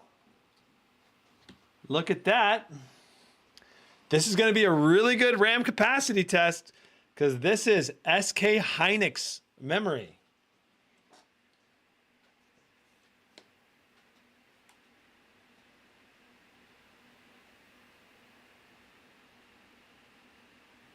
Eight gig, 1RX16 PC5 DDR5 5600. So probably single rank RAM, I think, or instead of dual rank.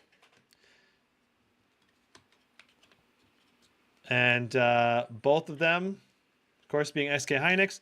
And we're going to be putting in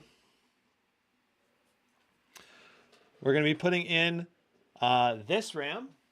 I'll go ahead and show you this RAM too.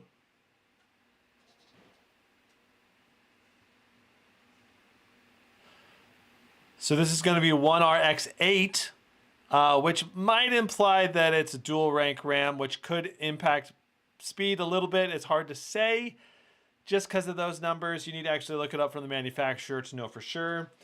But this is also single-sided RAM. It is not dual-sided RAM.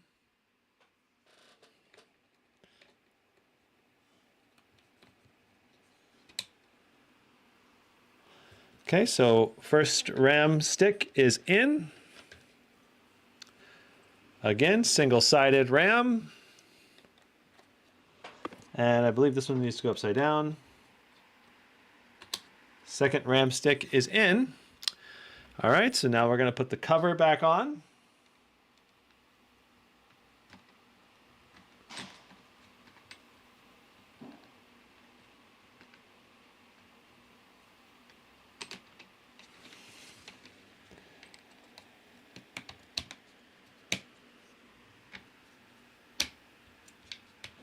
Okay, cover's back on. And you made it look easy. I mean, it is easy. It's easy to change your RAM. It's not hard. You just take the bottom off.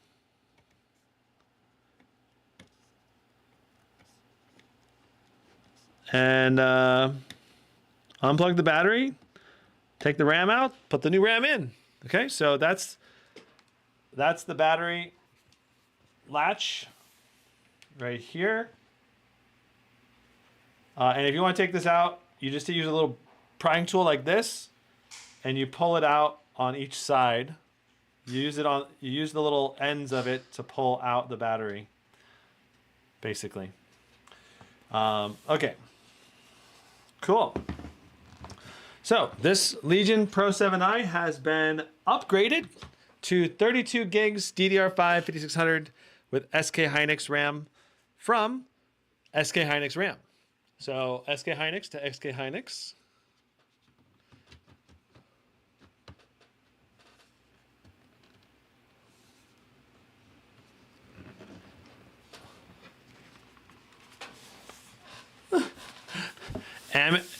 Ammon Lansford says 128 gig RAM will boost your CPU, GPU, FPS by 50% boost. He be memeing. He be memeing. Okay, so you line up your bottom cover. You make sure that it goes over top of all your ports. And then I recommend snapping it all the way around in a full circle and also snapping it right there in the middle. There's another snap underneath. Okay, so that's all snapped together now. Let's go ahead and screw in our screws.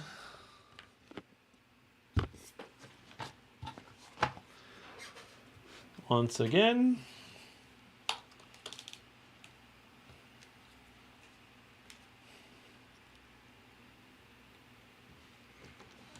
Having a magnetic screwdriver is really helpful. This has a magnetic tip to it. It will keep the screw on the end of your screwdriver so that you can put it right into the screw hole. And you can also pick the screws up with the magnetic tip as well.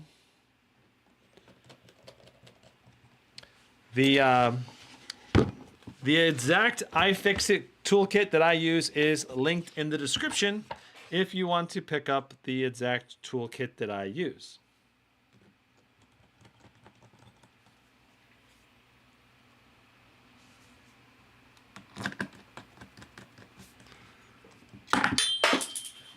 Doop. I dropped the screwdriver.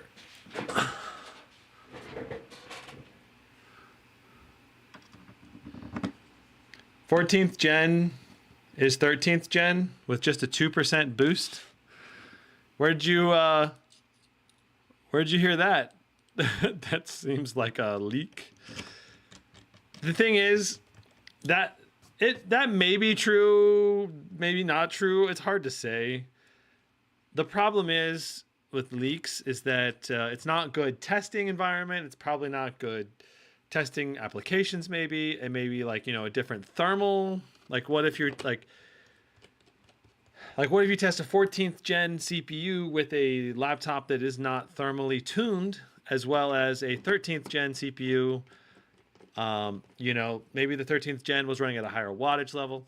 Honestly, usually between Intel upgrades, I usually expect about a 10% performance bump, at least in multi-core rendering usually, but usually smaller bumps in the single core stuff, which is usually more applicable to gaming.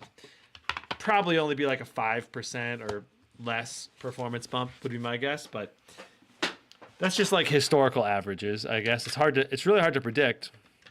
One thing that is really cool is that I have been invited to get a preview of Asus's new laptops that are coming out in New York. So I'll actually be going to New York to film that. And I'm not sure when I'll be able to post that, but probably before CES, I think, depending on how much details I can say. Basically, it's like, my understanding is that the details will be more limited pre-CES or something. I don't know. We'll see. And I've asked Asus to see if I can take the laptops apart, the new ones. I don't know. Obviously, new laptops come out every year. I'm just excited to be in the first previews of the new generation. So it's like, you know, one of the first times I've ever been offered to do that. So I really appreciate that. Anyway, a computer not turning on is the greatest fear. I mean, I'm pretty sure that we're not going to run any problems because I just pulled this SK Hynix RAM out of my Blade 18. That's what came in my Blade 18. And so I know the RAM should be working. And especially since we had SK Hynix RAM in the laptop before, we just straight upgraded from, 16 gigs to 32 gigs. And speaking of which, we need to change all of these.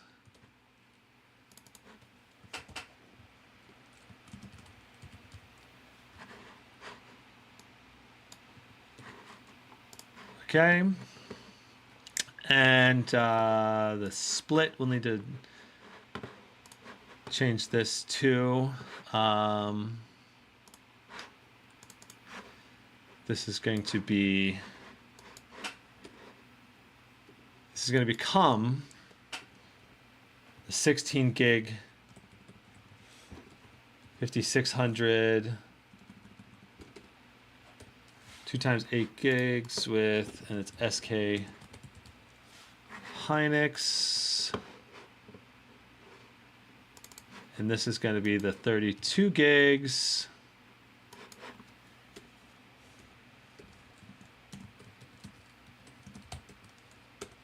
SK Hynix. All right, so those are going to be our new labels for this follow-up segment. And let's go ahead and plug everything in. Looks like we've booted in correctly. Let's see if our RAM timings and speed are correct. We might need to reboot the system again or go into the BIOS. Nope, it looks like we have correct. You can see right here. Looks like we have our correct SK Hynix default timings. So 5600, CL46, and those all look the same as our 16 gig kit. So that's really good. All right, let's go ahead and make sure that we have everything set correctly in Lenovo Vantage. So GPU overclock should still be 15200. That's correct. We're going to put it into performance mode. There we go. Cool. So all of those things are correct. Let's tilt this back a little bit more. All right, so it's time to do some comparisons. We're going to start with AIDA64 memory test to see our memory speed comparison between the 16 gig version and 32 gig version, see if there's any raw speed differences.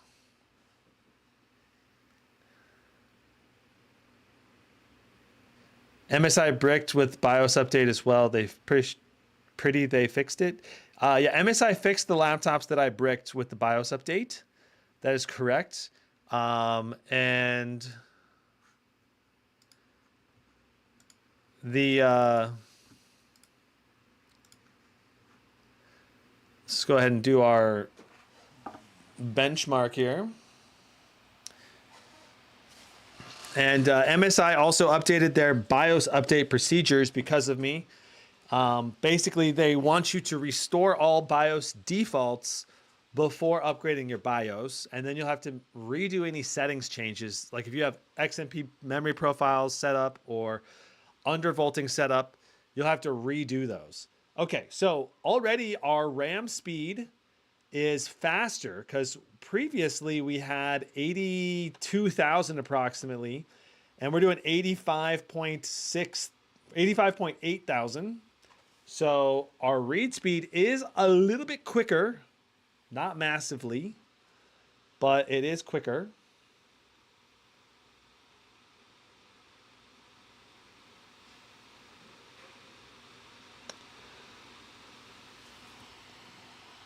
Doesn't Windows 11 take a lot of RAM? It does take up 5 to 6 gigs, somewhere in there, of allocation at least. But depending on how many applications you have running, obviously your total Windows operating system will go up. Like if you have a bunch of browser windows open, Steam open, all of that stuff. That'll affect performance. So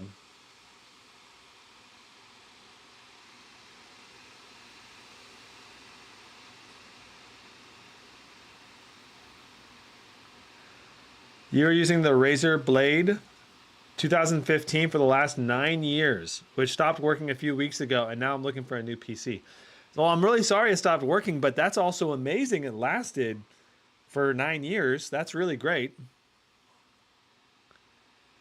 Though it is only 8 years since 2015, so maybe you used it for 8 years. Still, that's a great amount of use coming out of a PC. So.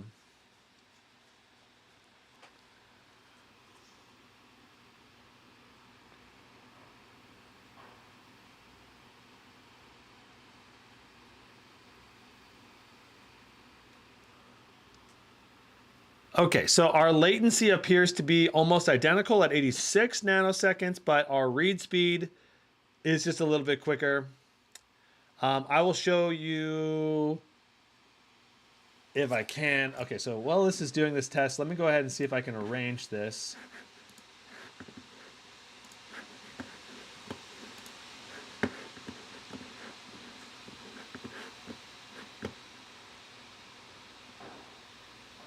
Yes.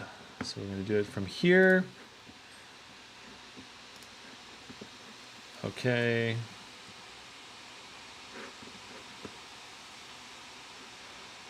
Actually, we're going to need to do it from...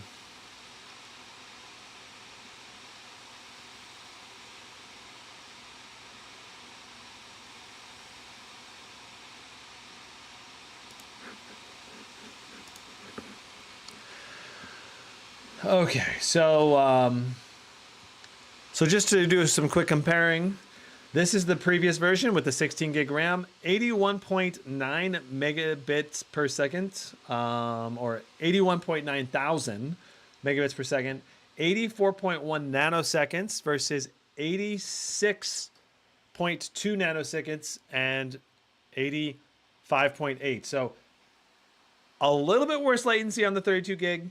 A little bit better read speed. Looking at the L1 cache, almost identical L1 cache speeds. L2 cache, a little bit faster on the 32 gig. Yeah, a little bit faster on the L2. L3 cache appears to be a little bit slower in some ways. Very comparable L1, L2, L3 cache. So overall, the RAM speed between these is not much difference, at least in the 8-64 benchmark for the numbers that we can see. Okay, so let me get to the Timespy test.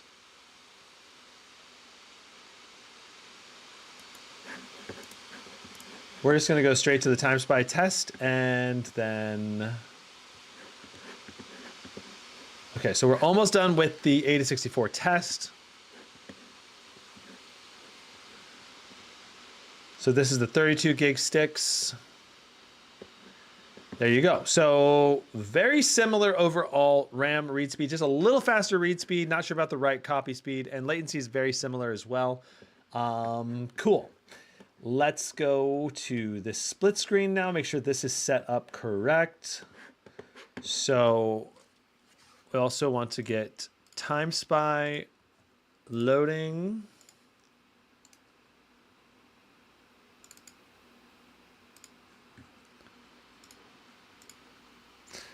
Okay, and we're going to need to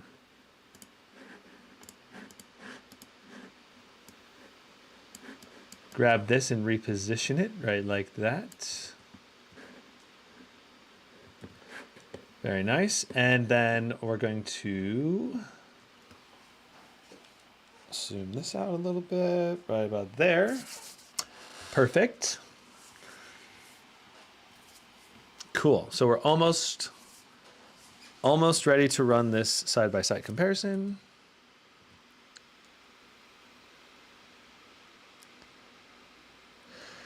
Does the BIOS support DDR6 mem? There is no DDR6 mem yet. Chat is helping you out.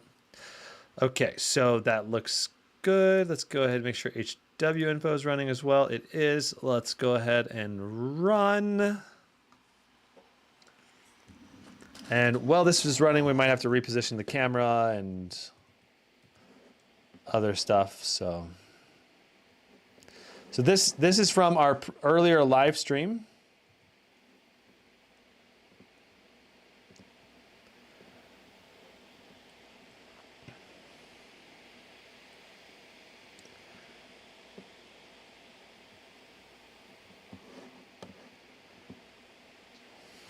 Yeah, I think we're gonna need to zoom this out a little bit. Yeah, probably right about there. I think. Come on, overlay.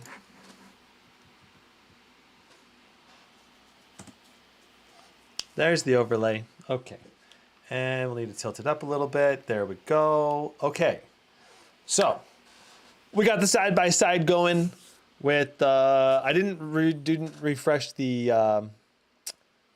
FPS average yet, but I didn't refresh the average at the exact same moment is what I'm trying to say. So the average is not going to be exactly correct, but it's going to be pretty close. So, wow. So RAM speed, again, 32 gig, 16 gig. The FPS appears to be just really, really close. Which is what I would expect, especially since RAM utilization from the system is not even allocating more than 16 gigs. So in any application that's not allocating more than the 16 gigs, I would not typically expect more performance, but maybe. That's what we're testing today, right? That's the goal.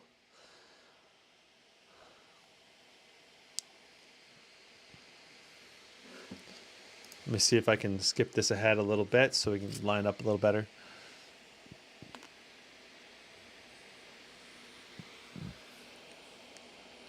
Things are looking really good.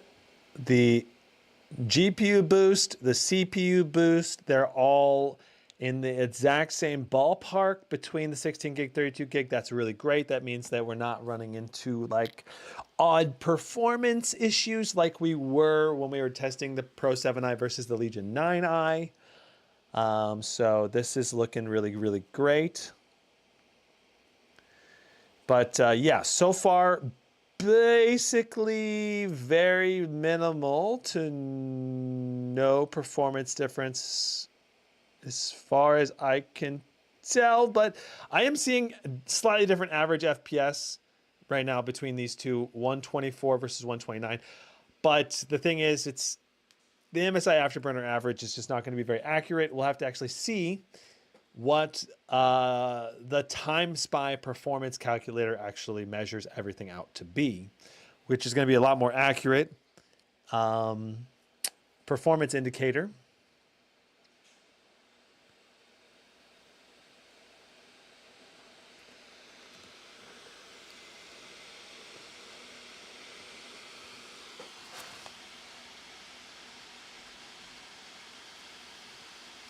Okay, so now we get to find out what is what.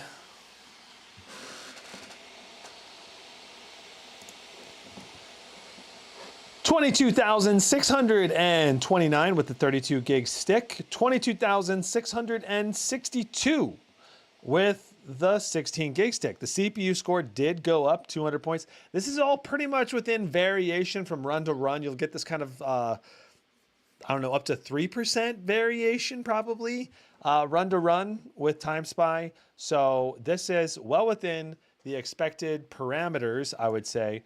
And so with all the overall score being only 32 more with the 32 gig stick, basically it's a nothing burger. So far, in my opinion. Let's go ahead and move on to Apex Legends.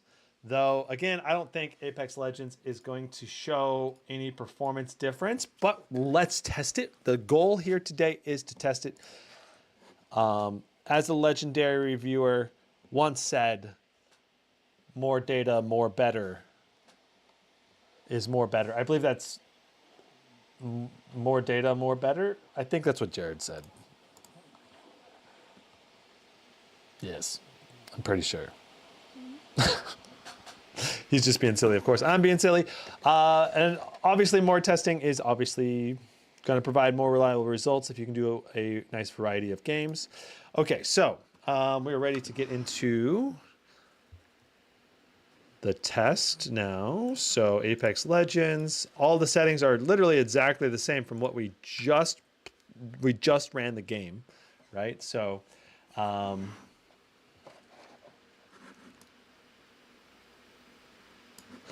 okay, so here we are. Let's go ahead.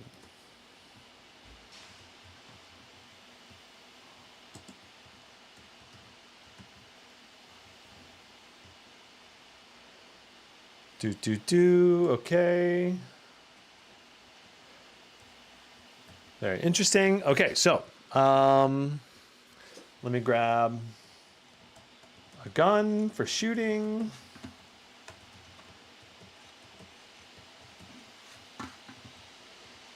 All right, and let's go ahead and see. Look for performance differences.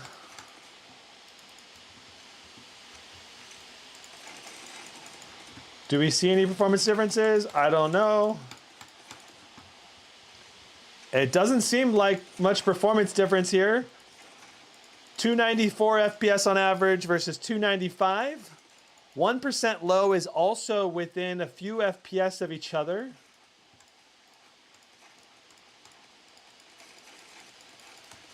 So excellent performance on both laptops. 3 FPS more for our 1% low is pretty negligible, but it is, I suppose, a difference. Although a minor one. Average FPS, too similar to see any difference between 16 gig and 32 gig. Okay, so let's go on to our next test, which is going to be Call of Duty Warzone. Let's go into the duty. Let's do our duty. In the call, feel the call of the duty. Anyway.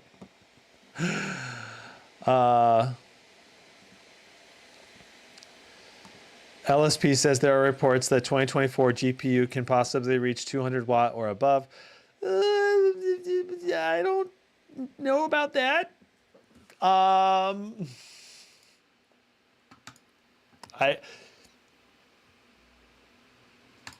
I can't say, I cannot say what I want to say right now, but basically I don't have too many expectations for 2024 GPU performance, at least upgrades, but we'll see. Like I think the laptop market is in a bit of a lull right now in the sense that the 4080 and 4090 performance is just so good.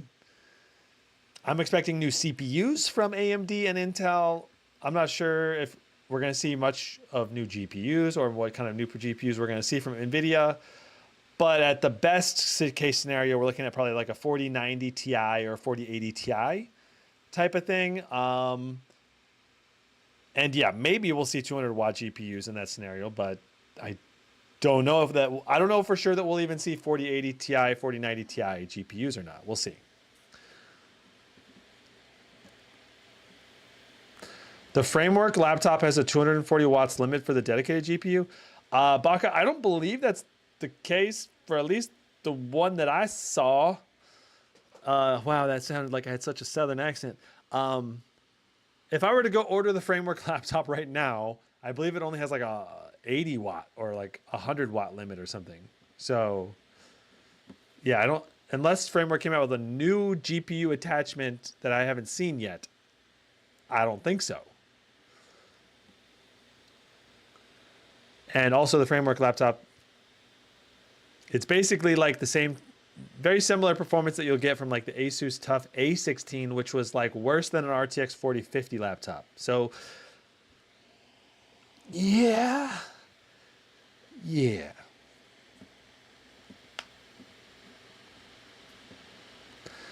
Parky says, so for better performance and more power, they'll need an improved cooling system.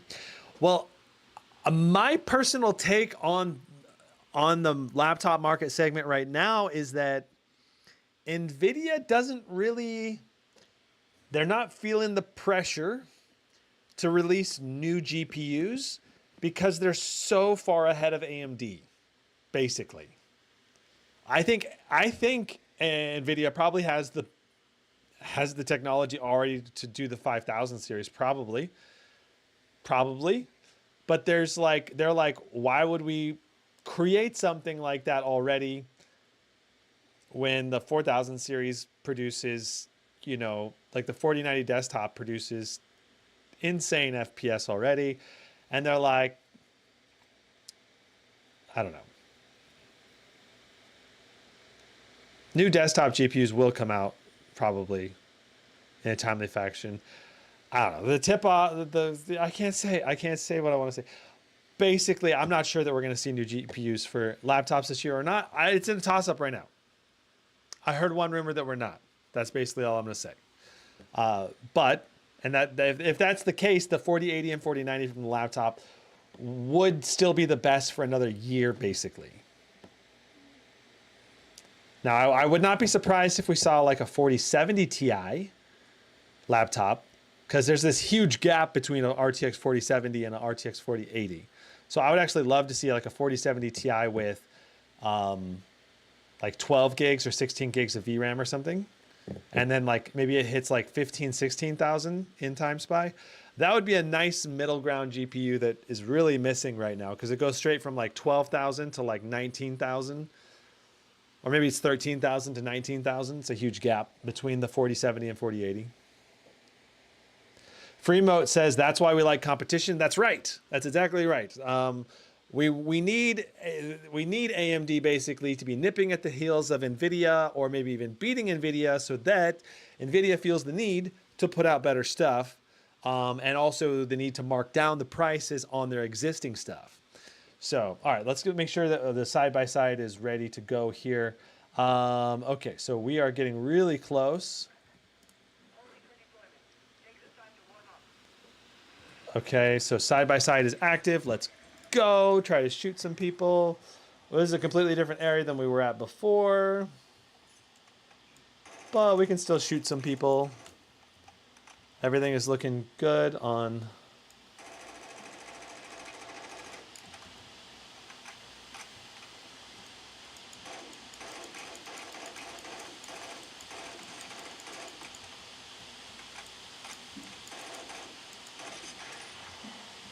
Headshot.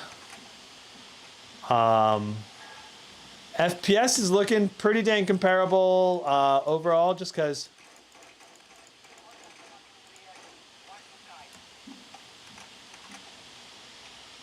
it's different areas of the map, but both around 150 to 110 for our 1% lows. So far, RAM capacity not appearing to do much for us so far.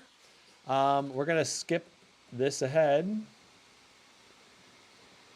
now, and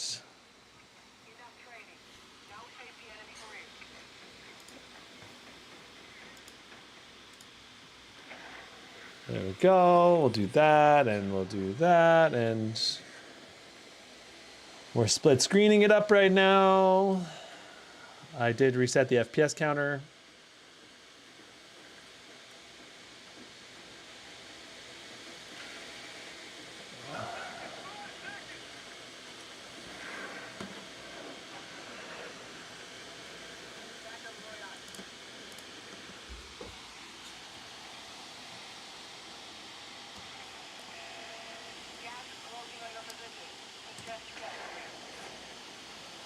Okay, so there's that. Let's go ahead and skip this ahead. Cool. So, Warzone being probably a more RAM sensitive game than most, I'm very curious to see what our FPS is here.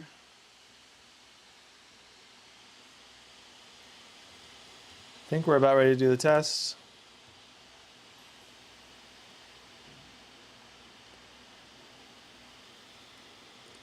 Well, certainly looks like we're getting pretty close to the similar ballpark of performance. A few more FPS though with the 32 gig sticks. Oh, let's keep it rolling. Let's go ahead and keep running through this area. But about 5 more FPS with the 32 gig sticks so far. Very interesting. The actual RAM utilization is looking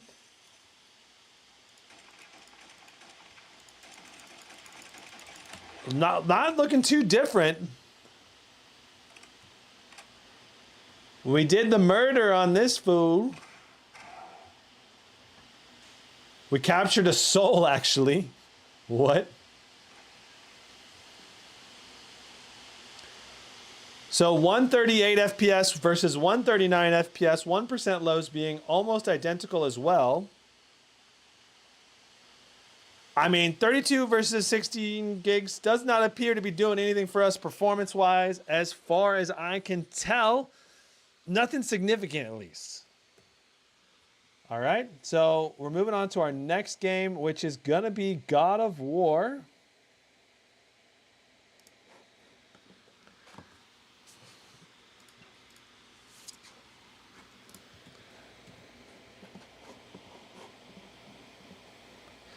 Parky says a complete waste of time. What?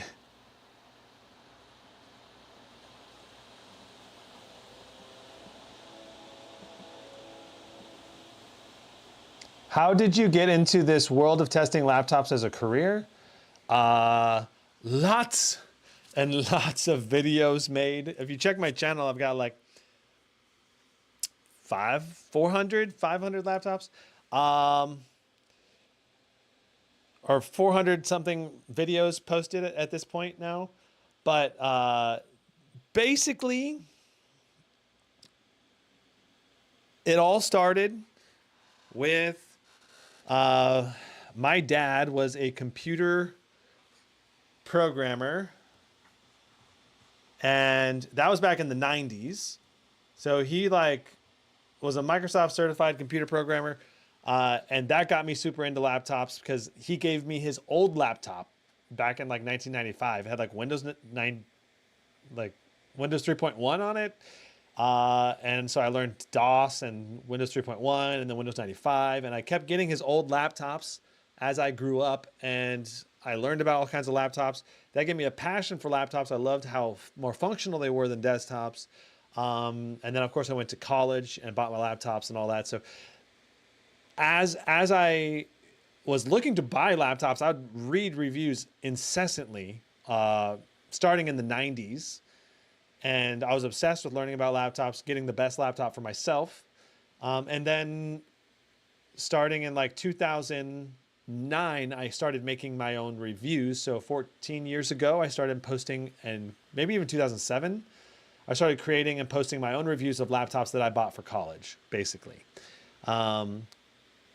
Those videos and posts were on the forum notebookreview.com forums, and then from there, it just springboarded into, hey, I know other people do this for a living. Let me keep trying until eventually now I'm doing it for a living, doing it full time. And so I've got basically 30. I mean, I'm 36 and I've got 28 years of laptop experience with me, and I've been reviewing them now for 14 years. And just this year, I would say I'm actually making, 2 years ago, I would say I started making maybe enough to live, maybe making enough money to actually live on doing it. So just thousands and thousands of hours of doing it before I actually made enough to live on, which is going to be kind of insane for people. But in the end, now it's worth it because it's my career. It's awesome. And I really love the community around it, and I really value laptops and gaming technology in general because I'm a gaming enthusiast. I've been a gamer since I was a little kid. So I know what gamers love, and I know how to help gamers get the things that they love. And I enjoy bringing joy to other people. That's, I guess, the core part of my reviewing ethos, is that I like helping other people. So, okay, we're ready to God of War. Let's make sure that we are split screened correctly. There we go. Okay, and let me scoot this over just a little bit more. down. And now we're going to go ahead and play. There we go. And we are running. Performance is looking extremely similar. Within 1 to 2 FPS difference on our average. Our 1% lows are looking a little better on the 32 gig stick, but not by a huge margin. Obviously, it's harder to measure 1% lows in this quick of a test. But, okay, so we ended up getting 124 on the 16 gig stick, 123 on the 32 gig stick, though with a slightly better 1% lows on the 32 gig stick. So overall, extremely similar performance that you can't really say one is better than the other. Like, this is just testing variation, in my opinion, between these two laptops. So let's move on to the next game. So the next game that we'll be testing is Cyberpunk 2077.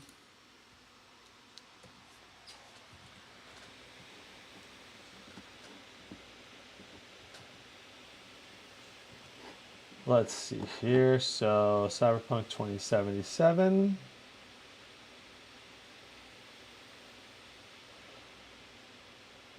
Okay, so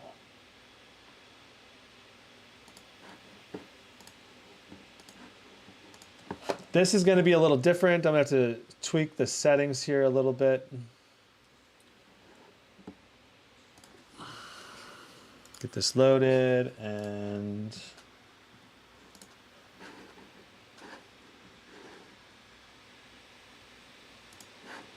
there we go. Okay, and now we're going to go to our split screen. That's correct. Those are the correct values right there. Very nice.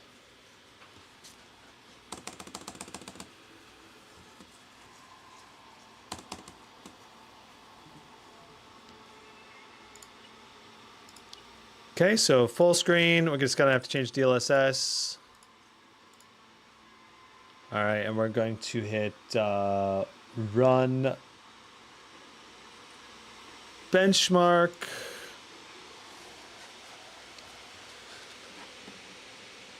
And we should be good to go.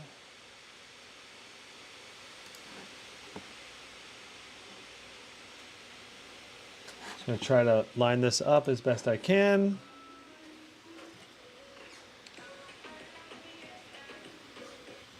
Okay, so right now we are doing 106.87 versus 108.88. Very similar FPS, within 1 FPS now, 107 versus 108. I mean, 32 gig versus 16 gig. Not showing any performance difference. The 32 gig is showing slightly more RAM allocation at 12.5 gigs of RAM utilized or allocated. Versus a lot. But other than that, it appears to be very, very similar. We might have had a disconnection issue there. I don't know. Hopefully the stream was not disrupted too much there. So, okay. So 112.83, 112.74. That is so close. Literally the average 112.7 versus 112.9. It is like identical almost. The performance between 32 gig and 16 gigs.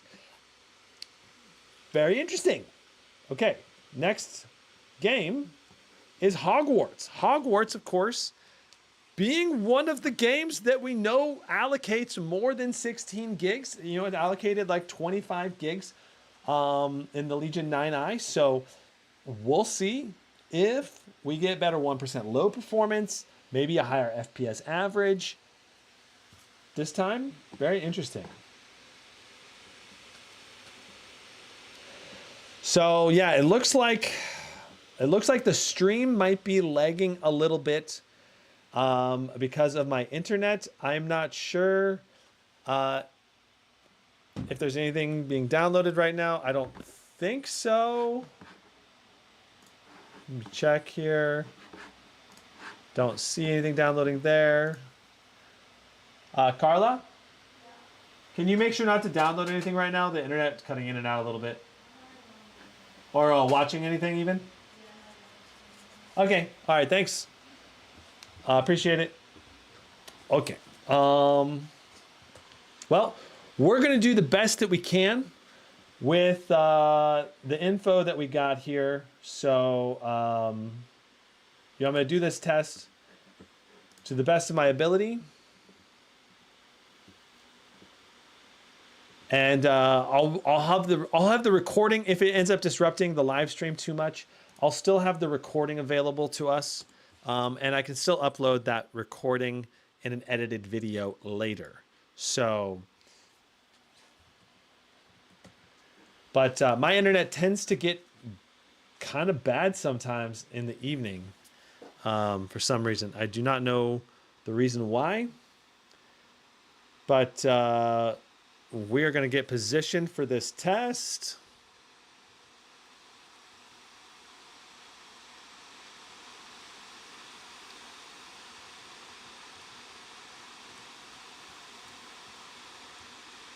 Okay, just going to verify our settings again. Okay, that looks good. And let's go ahead and get this test going.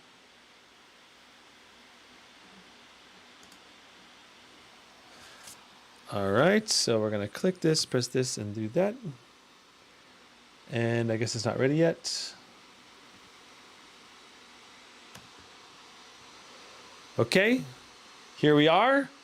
Our 1% low so far is not too different. Our average FPS also appears to be very similar. Looks like we had to restart the test. I have to go back one more time and do this again. Sorry about that. Okay, so let's go back. Perfect.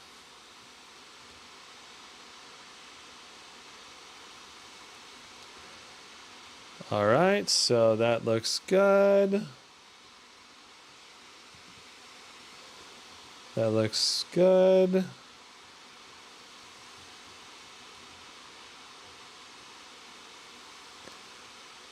Very similar. We're just waiting a moment, and now we're going again. So our 1% low does seem to be a little bit better, but not by a huge margin or anything.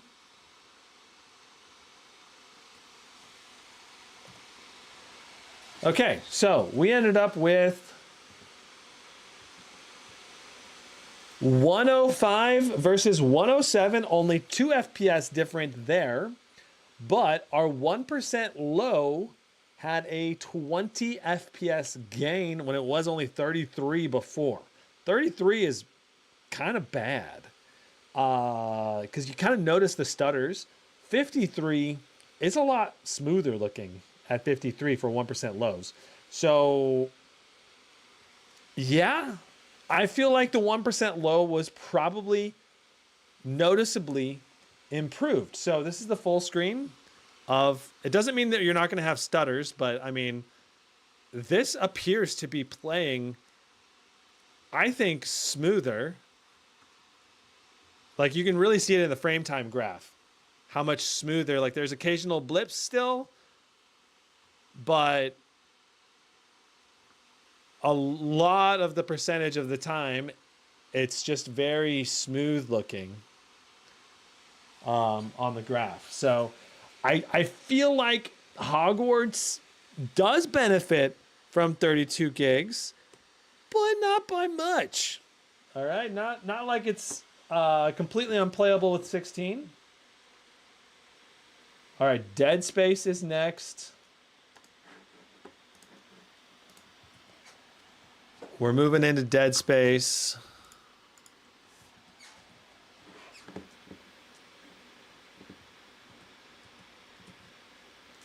So how is the stream doing right now? Is it I'm pretty sure my internet is cutting out. Kind of sucks, but it is what it is. I'm pretty sure that it's the probably the central hub of my neighborhood's internet is getting clogged from everyone watching their 4K Netflix. This is my guess. So going into our display and graphics, we are in the correct resolution. Yes. Correct defaults there. Yes. So right now we're right here. We're going to go ahead and move up here to the place where we benchmark. Things are looking really good though right now. 65 for our 1% low. We were doing about 60 as well last time. So our average FPS and our 1% low appears to be very similar than it was last time.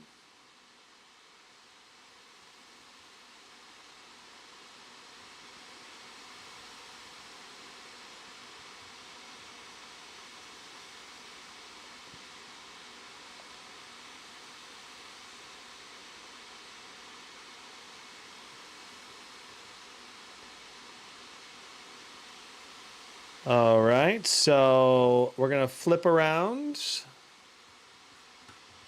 Beautiful. All right, I think we're ready to go here now. I don't know why it does the wrong window there. Okay, there we go. Okay, so let me just get this right to when we start walking. There we go. Okay, so right now, very similar performance within 3 FPS difference, but slightly better 1% lows and 1 FPS more. But 1% lows do seem to be noticeably a little bit better. Slightly more RAM allocation going to the 32 gig kit again. It just seems like it likes sucking up the extra RAM allocation when it can. And 1% low does appear to be pretty consistently just a little bit better. So there's the result. We ended up with 140.72 versus 139.64. I mean, that's pretty much a tie. But the 1% low did seem to be consistently slightly better in dead space. So slight edge out win to the 32 gig kit. All right.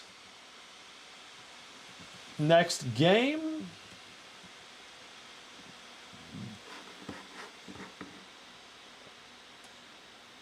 Shadow of the Tomb Raider. All right, Shadow of the Tomb Raider.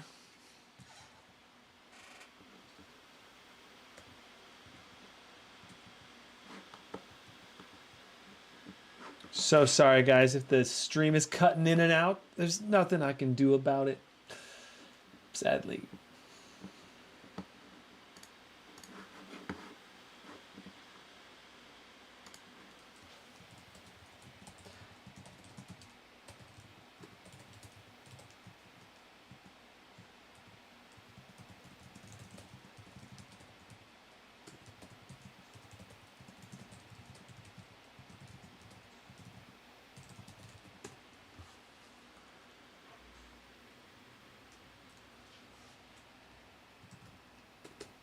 I've already ordered a 7900 M, a Radeon RX 7900M. I've already ordered one.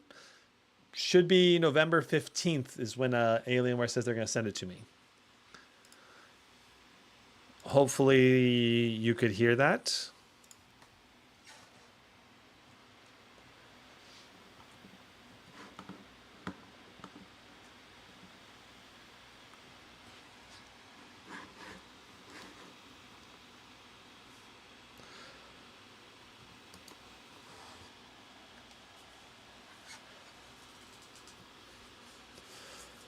Okay, so here we are. Interesting. We've got the 32 gig kit actually showing worse 1% low performance for some reason. I do not understand the reason why. The average FPS appears to be almost identical. The 1% lows seem to be getting a little bit closer. Maybe not. Yes. Yeah, they're averaging about 50 now. Kind of bouncing around though. Overall average 153. Very, very similar comparable performance there. Hard to say that one is better than the other for sure. 151 average. Yeah, this is such comparable performance that I would say there is no performance difference between the 16 gig and 32 gig so far, at least.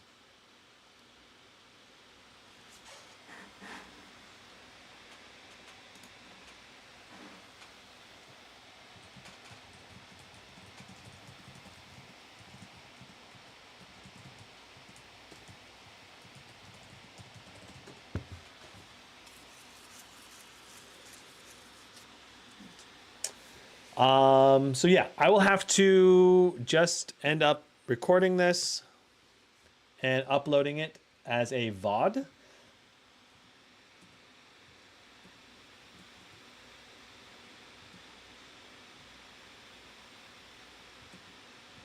Oh, weird. Okay, so that should be closer. I don't know why it ended up showing the wrong stream screen for a moment there.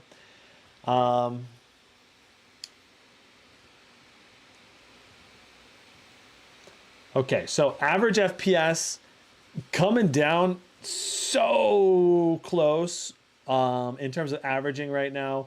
132, 133. 1% lows are also very comparable between the 16 gig and 32 gig kits. So interesting.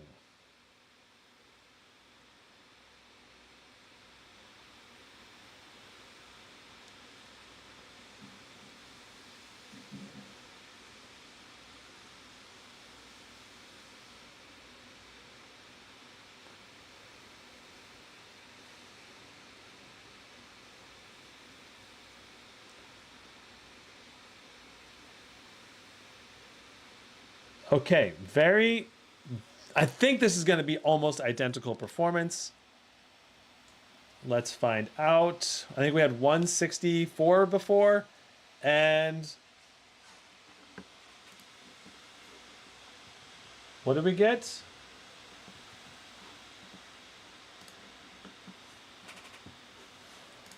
$164, 164.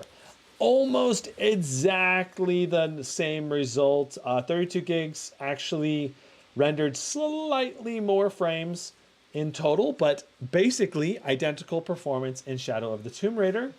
Let's move into The Witcher 3. Wait, I guess it's Baldur's Gate 3 next, actually. Okay, Baldur's Gate 3 is next. And then we have Starfield and then The Witcher 3.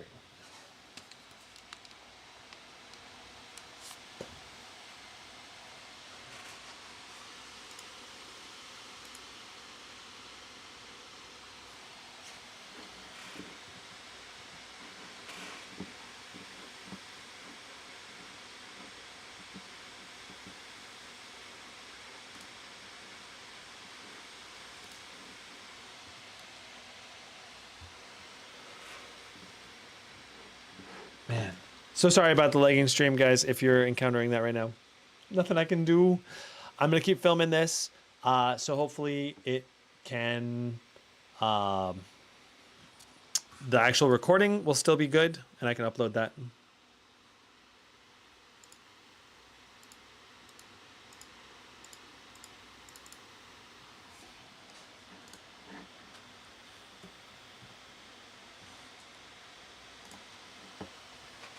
Okay.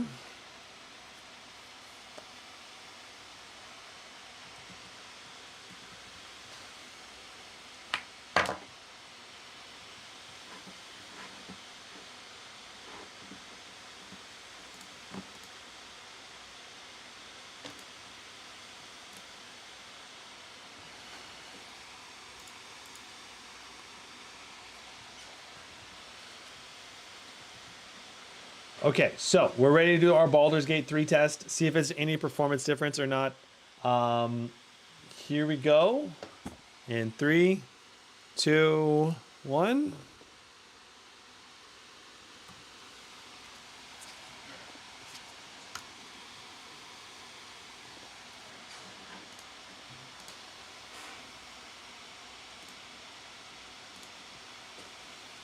So 233 FPS versus 217. 1% low also appears to be a little bit better so far in this initial period. It looks like we're going to hit continue turn here in a moment. There we go. And we'll hit continue turn again. All right. So, yeah, FPS does appear to be slightly improved in Baldur's Gate 3. Seems to be about 15 FPS more or so. There's a lot of...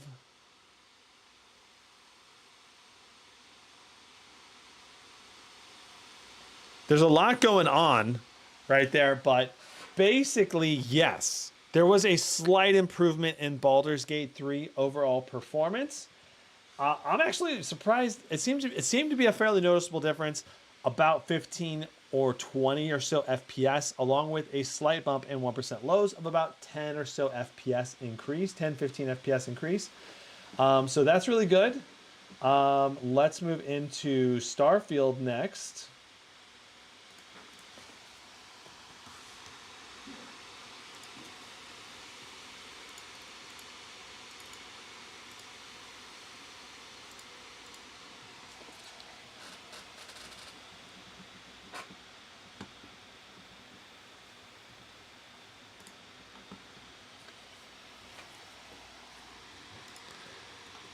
Very nice.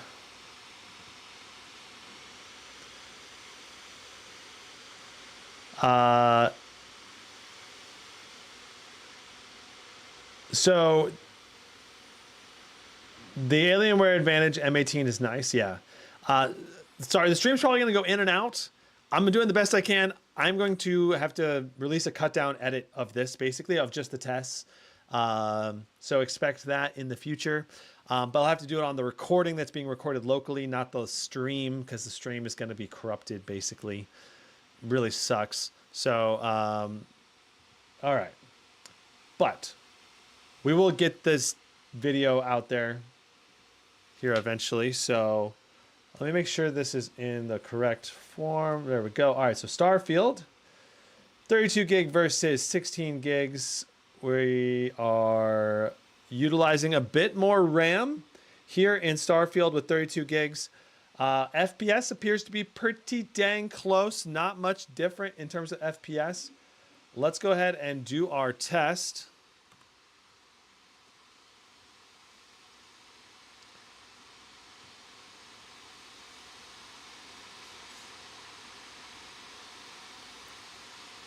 Wow, it is looking so similar.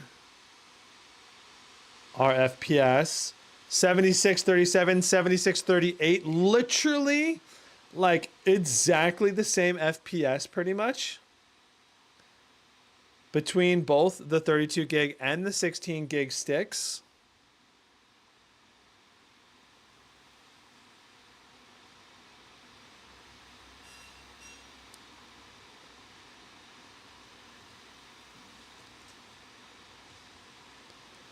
All right, so 7340, 7337, that is well within test variance. So I would say that there's gonna be no noticeable difference in performance for Starfield. Okay, so moving into The Witcher 3, our final game, and then we'll do a summary of everything. So there we go. Yeah, so if you're just hopping into the live stream, no, there will be a uploaded VOD of the full live stream, or at least of a cut down of this live stream.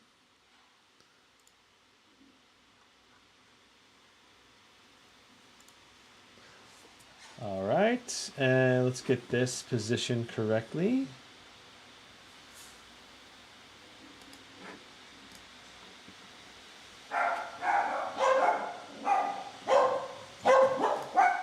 Hey. My doggies be barking. Literally, my doggies be barking. Okay.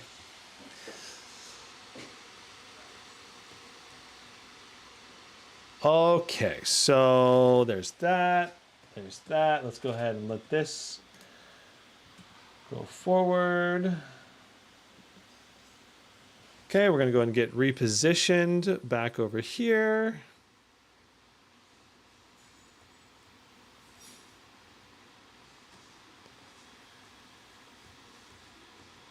All right, and we're going to get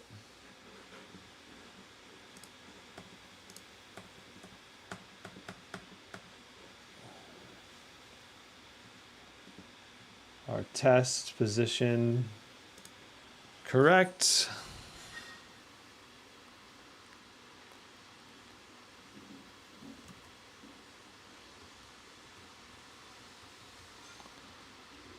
There we go. Things are looking good. Performance appears to be very, very similar. The 1% low appears to be a little better with the 16 gig stick, which is interesting.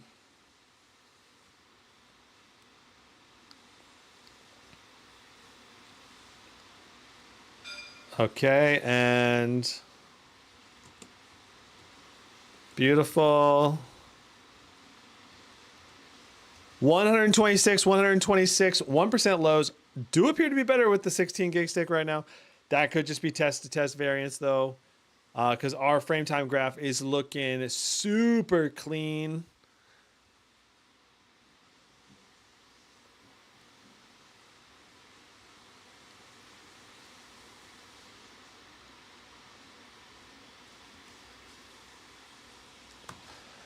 Okay, so there's our result. 127 versus 128.70. Yeah, Witcher 3 showing no difference in performance between 16 gigs and 32 gigs of RAM. So very, very nice. Let's go ahead and do our summary of everything we have found out about the performance testing today. Okay, so yeah, very interesting results overall. So let's talk shop about 32 gigs versus 16 gigs. Do you actually get a performance boost when you get a 32 gig stick versus a 16 gig stick? And we did literally SK Hynix DDR5-5600 versus SK Hynix DDR5-5600. So like 16 gig versus 32 gig, literally same RAM timings, same everything. And we saw almost identical performance in every single title tested between 16 gig and 32 gig of the exact same type of RAM. Just give me 1 second. Hey, Carla, can you stop running the water? Thank you.